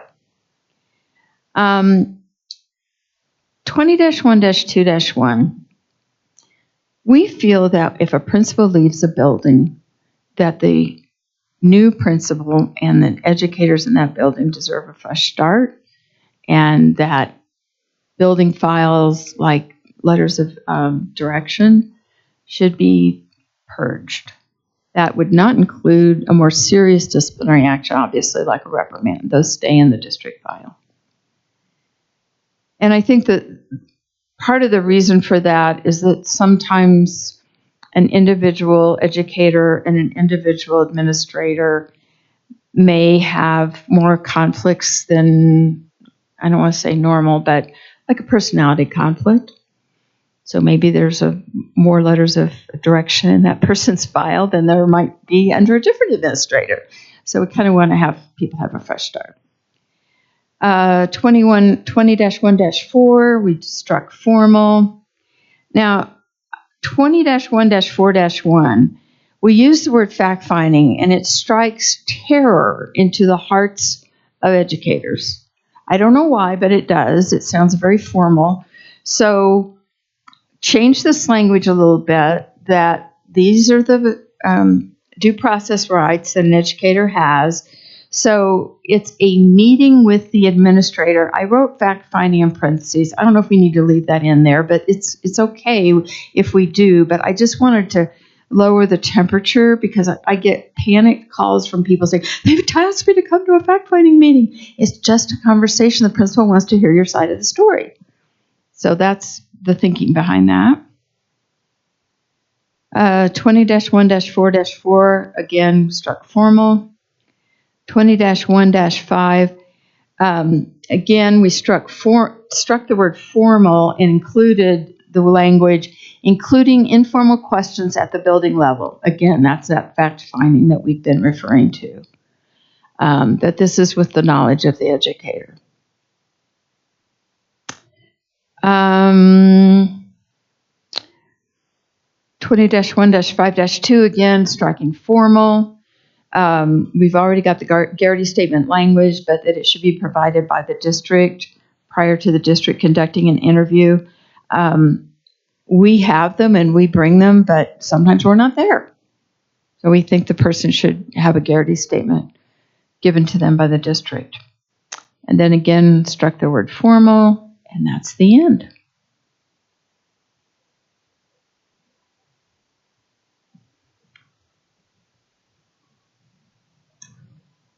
Amanda? Lisa, on 20-1-5, can you say a little bit more about, so any investigation, including informal questions at the building level, will occur with the knowledge of the educator. Isn't the educator involved in the informal questions at the building level, or are you talking about informal questions posed to potentially witnesses or? Right. So something happens and the principal needs to find out what's going on. If it's you, the principal is going, Amanda, I've had a concern brought to me about you. I just want you to be aware. I want to talk to you about it later, but I'm going to be asking some questions because, how schools are. People talk, word spreads, and we just feel like the teacher needs to know what's going on from the get-go and that they understand what the process is. Normally with the formal investigations by the district investigator, the person alleged to have violated something is the last person interviewed. And I would assume sometimes that happens in a building too. Before the principal talks to the teacher about what happened, they talk to the kid or the parent or what have you. So we just want the teacher to be aware as soon as possible and so that they understand like what's going to happen. I'm going to talk to some kids today. Tomorrow I want to sit down with you during your plan and hear what happened, blah, blah, blah, that sort of thing. So there's no assumption that the individual would be made aware of who might be asking questions unless they were providing the witness list, right? For example, let's say 2 4th grade teachers, one is upset with the other one, files a complaint to the principal, but doesn't want their colleague to know that it was them who filed the complaint. Principal goes to the teacher and says, I need you to know I received this complaint. Is there any assumption that that teacher would need to be made aware of who filed the complaint? Or simply that a complaint was filed and that questions will be asked? I think there's problems with anonymous complaints, as we're all aware of. Totally agree. In the case of 2 4th grade teachers, I think I think it's going to become obvious during the conversation what it was. If it's a parent or a student, I think that the educator definitely needs to know. And my colleague Christine has comment here.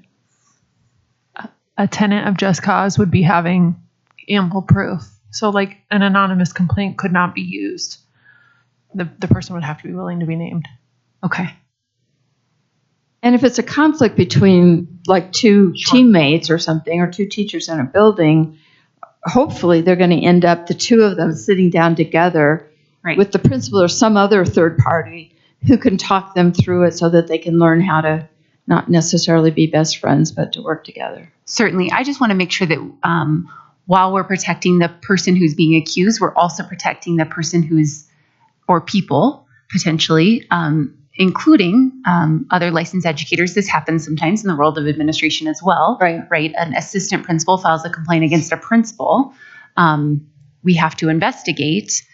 And the hope is that for the assistant principal that they aren't then thrown under the bus, for lack of a better term. So I just want to make sure that we're protecting all educators, because what I would not want something like this to do is prevent an educator from reporting a concern that they might have because they're concerned about harming the relationship. So I just want to make sure that we don't open it up to those kind of. I think you're getting right down into the nitty gritty of this stuff, and I certainly appreciate the things that you're bringing up.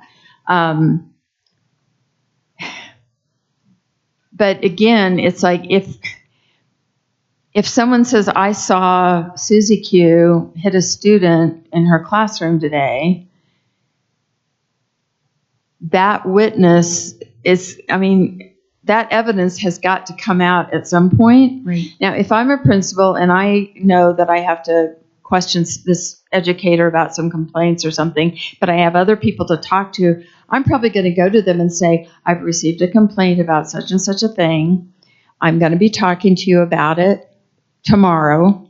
I have some other people I need to talk to today. I do not want you to talk to anybody about it yet. I don't want you to be accused of intimidating witnesses. Obviously, there can never be any retaliation, blah, blah, blah. So, and I know the formal investigators, Dean, he warns people about that in the interview when he does it. And I think it's fine for someone to remind someone of their responsibilities of no retaliation and don't try to influence a witness, that kind of thing. Thank you. Anything else? Well, I just wanted to add to investigations are not always a bad thing. I think it's important for an educator to know that they're being investigated against or investigated, not against, but investigated because sometimes it clears their name. And so it's really important that you know so that you can provide a list of witnesses as well. And, Lisa and I have helped many educators with that.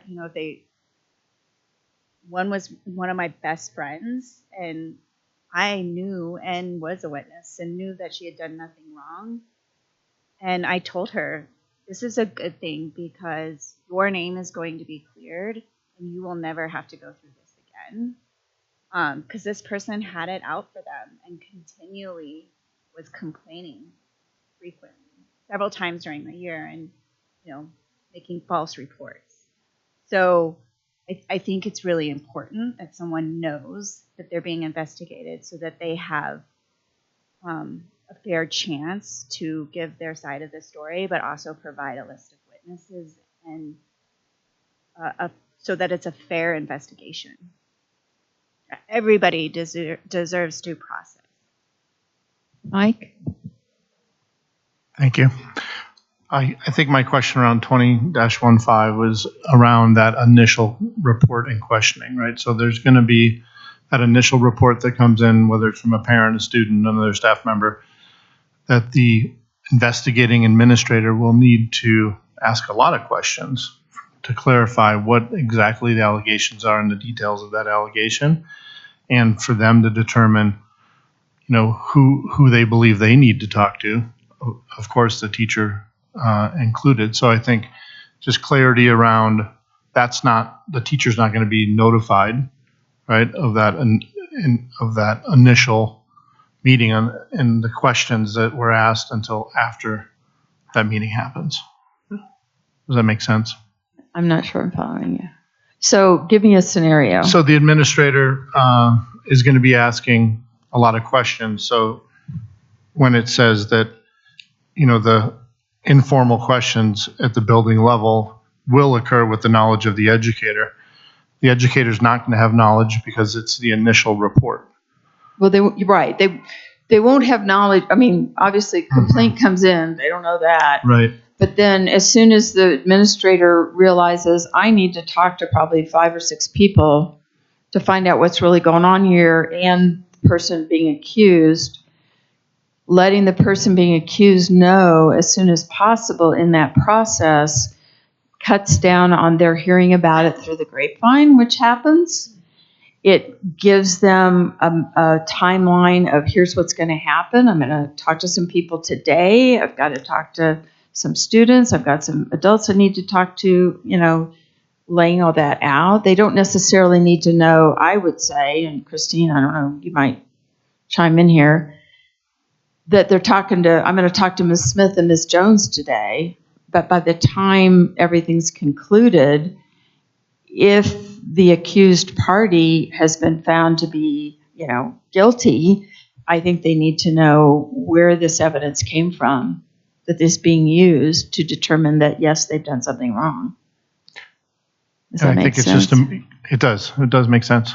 And I think I'm just talking about that initial interview of the reporting party. The questions are going to be asked, clarifications are going to be sought. Right. Names are going to be gathered Right. of who else witnessed this, who else, has knowledge of this. All of those questions are going to happen. Mm-hmm. And then to your And point, then yes. they're going to be going to Susie Q and saying, Susie Q, I received a complaint regarding, a little bit about it. And here's what's going to happen. Correct. Here's the So process moving forward. I might offer language around that of like just after that initial report and line of questioning. Yeah. one thing I'm sure you all are aware, but I just can't say enough how deeply impacted teachers are, especially when they're accused of abusing a child. I mean, it is just, I've talked so many people off the ledge. And I always say to them, this happens so much more than you realize across the district. And 99 times out of 100, 999 times out of 1,000, it's unfounded.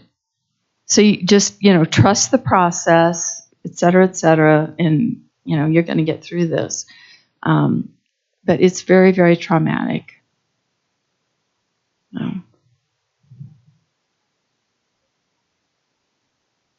Any other questions?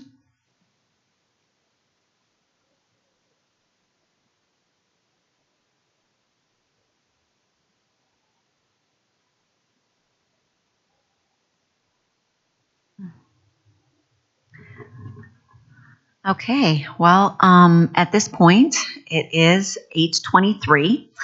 Normally our ending time is 9 p.m. So I guess I can say, I hope I'm speaking on everybody's behalf, the JCA team could talk around Article 5, but we would not be able to return a red line, obviously. Did you guys want to caucus and look at this language yet tonight? We could. I'm not 100% sure we're going to be able, we potentially could get, especially to Article 1, we could potentially get to a TA on Article 1. I don't think it would take us a super long amount of time. So we could certainly go into caucus for 10, 15 minutes, and I could text you and let you know if I think that we're going to be able to bring anything back. I think that sounds great. Like, we can go caucus, and then you can let us know by text, we're not going to be able to get there, but we got some work done, or yep, we're ready, let's come back to the table. So at 8:25, should we just go with, do you think is an initial? Well, I just wanted to say, Amanda, I don't think that's ever happened in the history of bargaining, and I appreciate your efficiency. So You're welcome.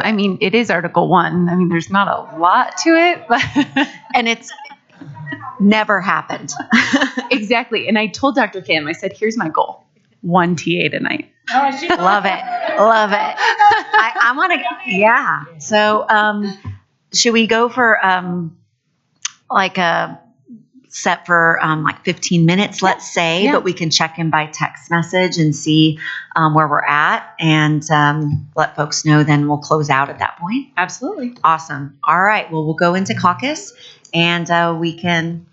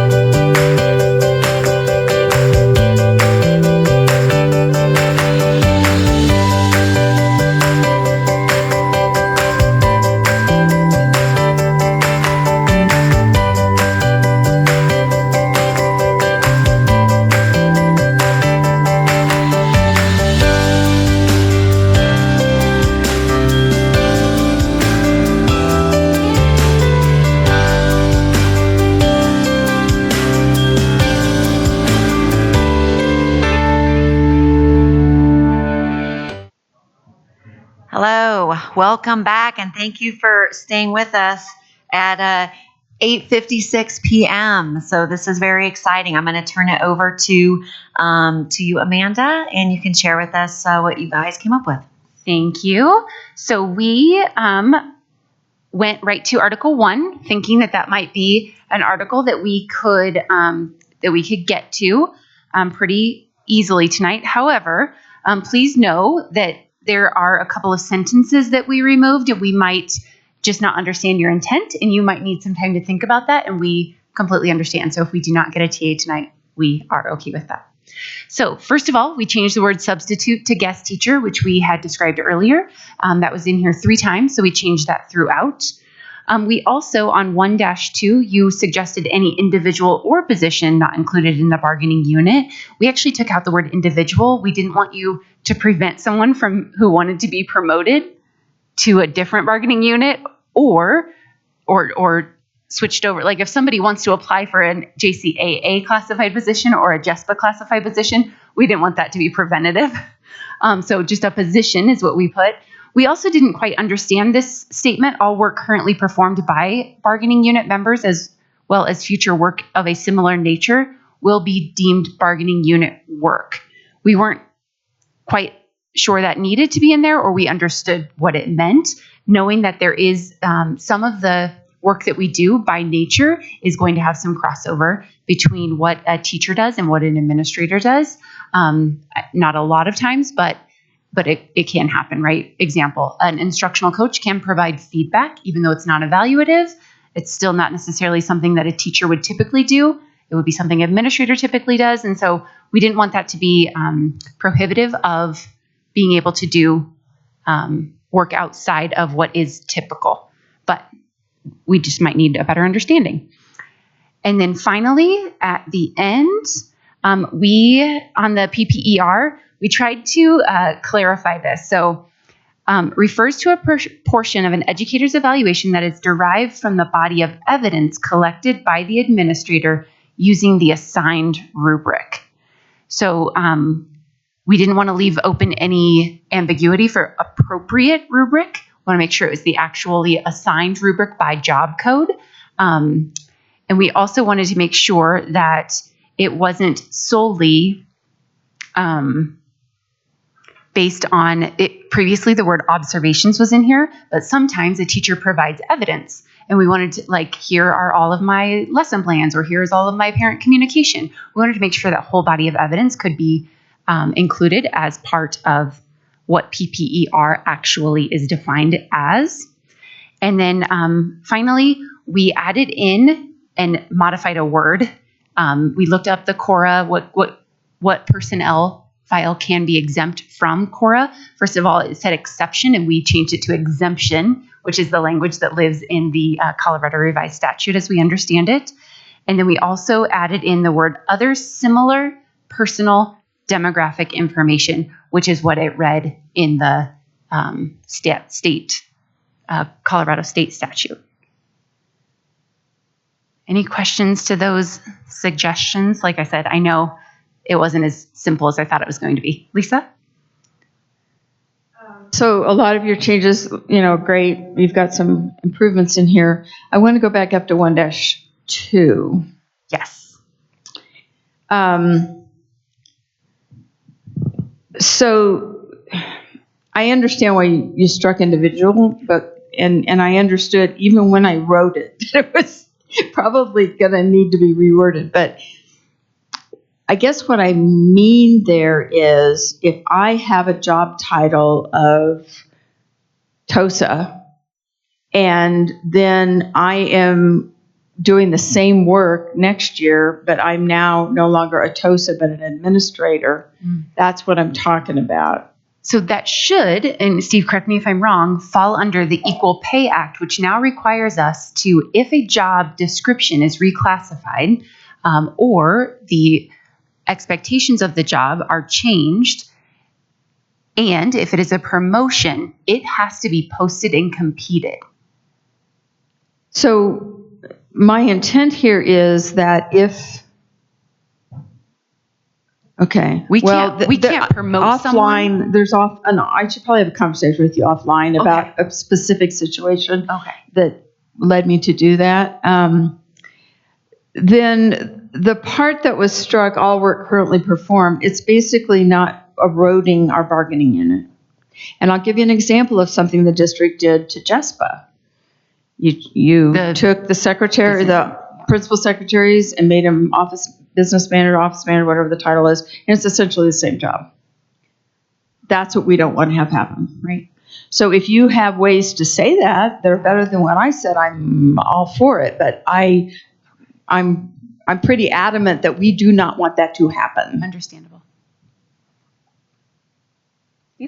If I may, Lisa, I think along those lines, for both of them, to me, that's a change in position. So if we were to say that, let's say the dean, as an example, the dean positions, we really now want to reclassify them to an administrator role, a Jcea position, we would want to have a discussion with you all about that because it's listed as a position. The example you also gave of, I'm doing this job now this year, and now I'm doing the same thing next year, but now you've reclassified it. Again, that's the job, the position that got reclassified, not the individual. And so what we were trying to get across, I guess, is that we really feel that those are changes in positions, not the individuals. The individuals should be able to move if they want to move. And the way that this reads is if an individual wants to move, they want to be promoted, we have to have a discussion with you before we promote them. So the situation that I'm referring to in terms of an individual was an individual doing a job as a TOSA. And after doing it for, I don't know how long, a couple of years or something, they're now no longer in our bargaining unit. And from what I can see, they're still doing the same job. And it's the same person. And I don't know if it was posted or not. I just feel like for trust and transparency, we just need to have that conversation. We have a situation where this person's going to have a different title, and it may look like they're doing the same thing, but here's the responsibilities we've added that makes it a different job. That's the kind of conversation and information that I think is important.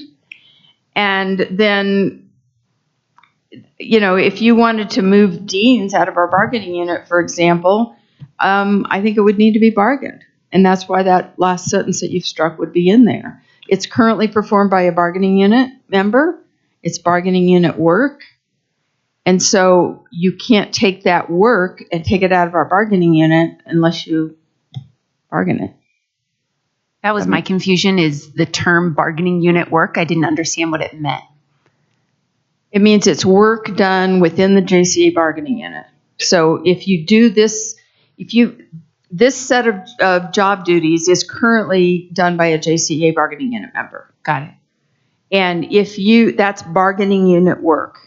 And if you take that set of responsibilities and decide now it's going to be over in this other bargaining unit or non-bargaining unit, other job classification like a pro tech or an admin or whatever, you can't do that without bargaining it.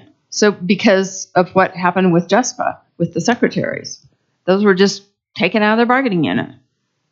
And I guess, we're certainly open to those conversations by all means. It's more the individual. And in both cases, it's a position. But maybe we also need to include job description so that it's the job, the duties that are being performed.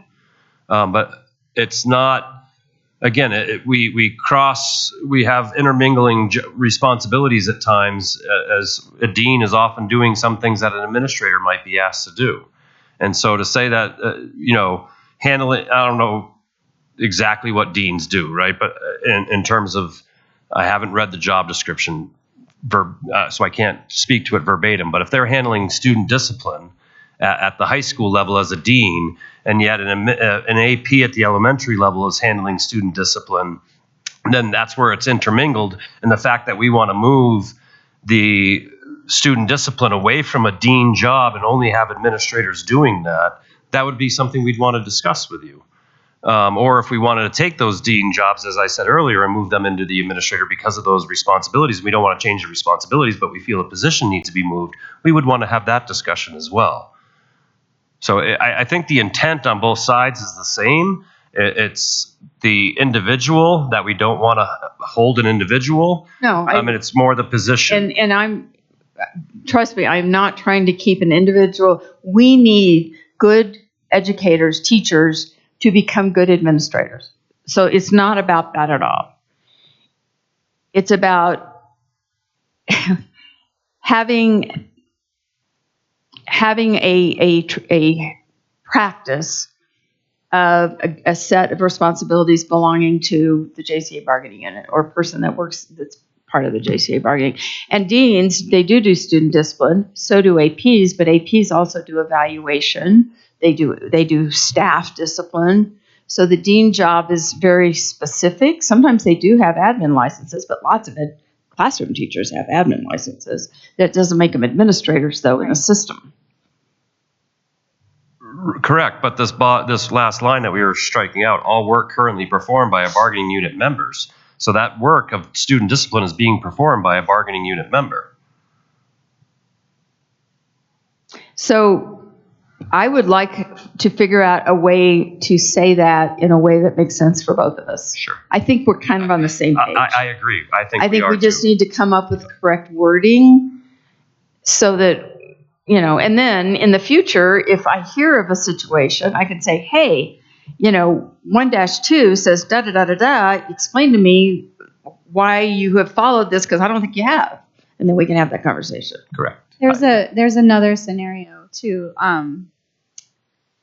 If I apply for a job that's within the JCA bargaining unit and I get hired and you show me the pay scale and I say I can't work for that, and then it's moved to an administrative position just for the specific person, I think that's, or for me, because, I'm awesome and you want me.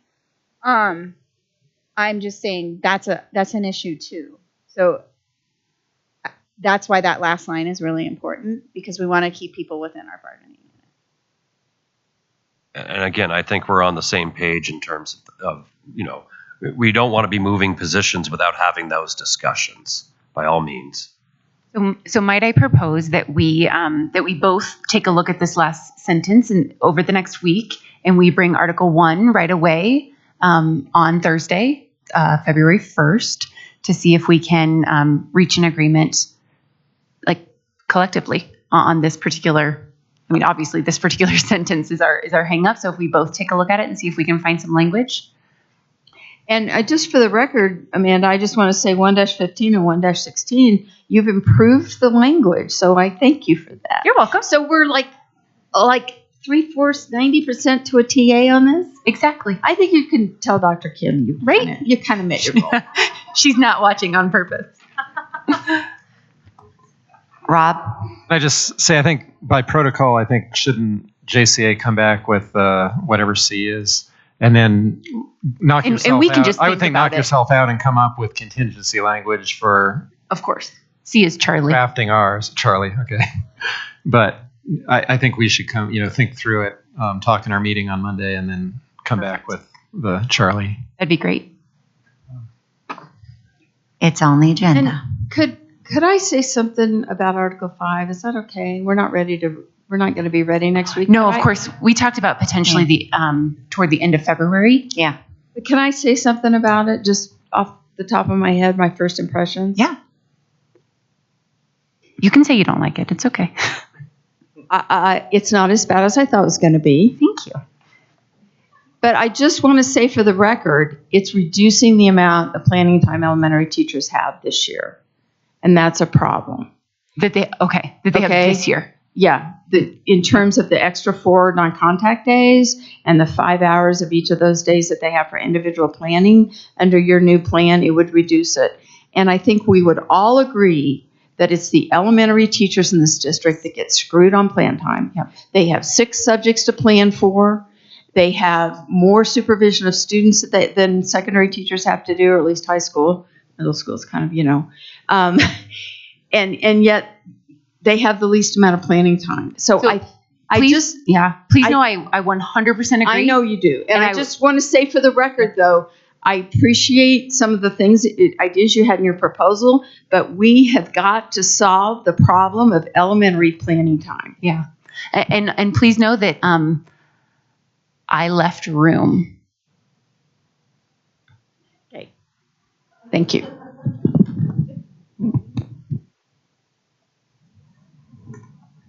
Okay.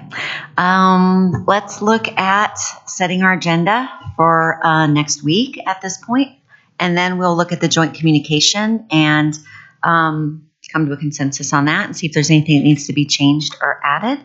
So if we're looking at number 6, we've agreed to start with Article 1 and hopefully get that TA'd. And then I think what we're going to do, tentatively, hopefully, is jump into benefits. That's going to. I will have to say there's going to be a little bit of conceptual presentation here because, there are still, like the BAC committee is currently meeting to find out exactly what the plan parameters are for next year. So I don't think we can necessarily come up with absolute firm, like I think there'll have to be a little tweaking, but we want to present kind of the concept of what we want to do and, throw out the idea of what we want to do to get the ball rolling, knowing that a few of the details might be needing to get firmed up, in the coming weeks. And so if, is it Adam, that, yes, that, yeah, that, if, I don't know whether Adam's available next Thursday, but if so, or not, but I'm just saying if he wanted to be here for that, we'll try to put that towards the beginning. So right after Article 1. And then we have 6 and 11 ready for next week. And I understand you might need some time to talk with your team to see what you're going to be ready to bring. So if you know now, you can let me know. Otherwise, when we have our conversation on Tuesday, I can fill those items in. Yeah, I definitely would expect that we'd be able to at least bring back 2 more of the other articles. I just don't know which 2 yet, but that'll be my goal. I'll definitely let you know by Tuesday. Okay. I do want to apologize to the entire team. We do not normally go past 9, and so I do apologize to both teams.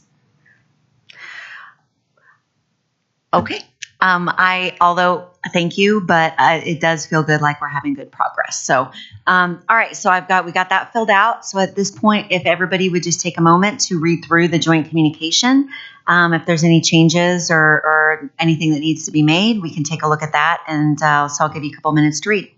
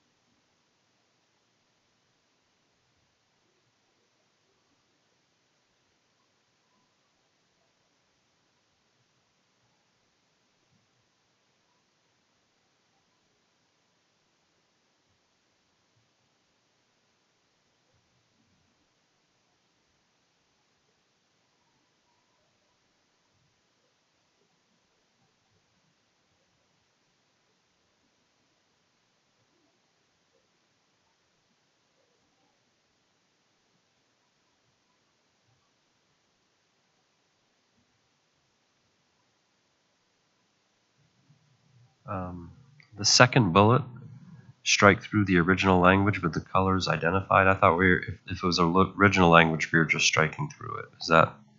Was I not understanding that properly? No, I've been changing the color. Okay.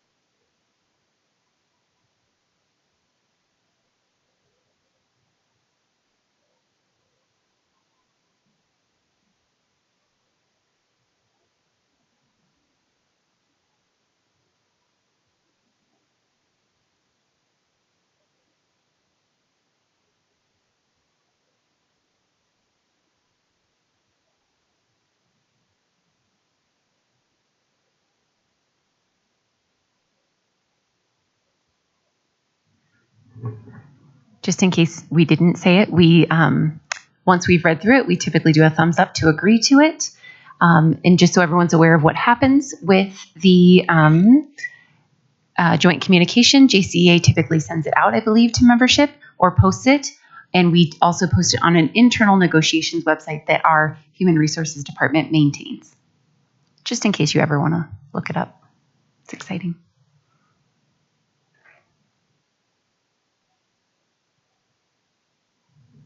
All right. Looks like we're in agreement. And break. Session 1 in the books. Yes. Nicely done, everyone. Right. Good job, everybody. Thank you.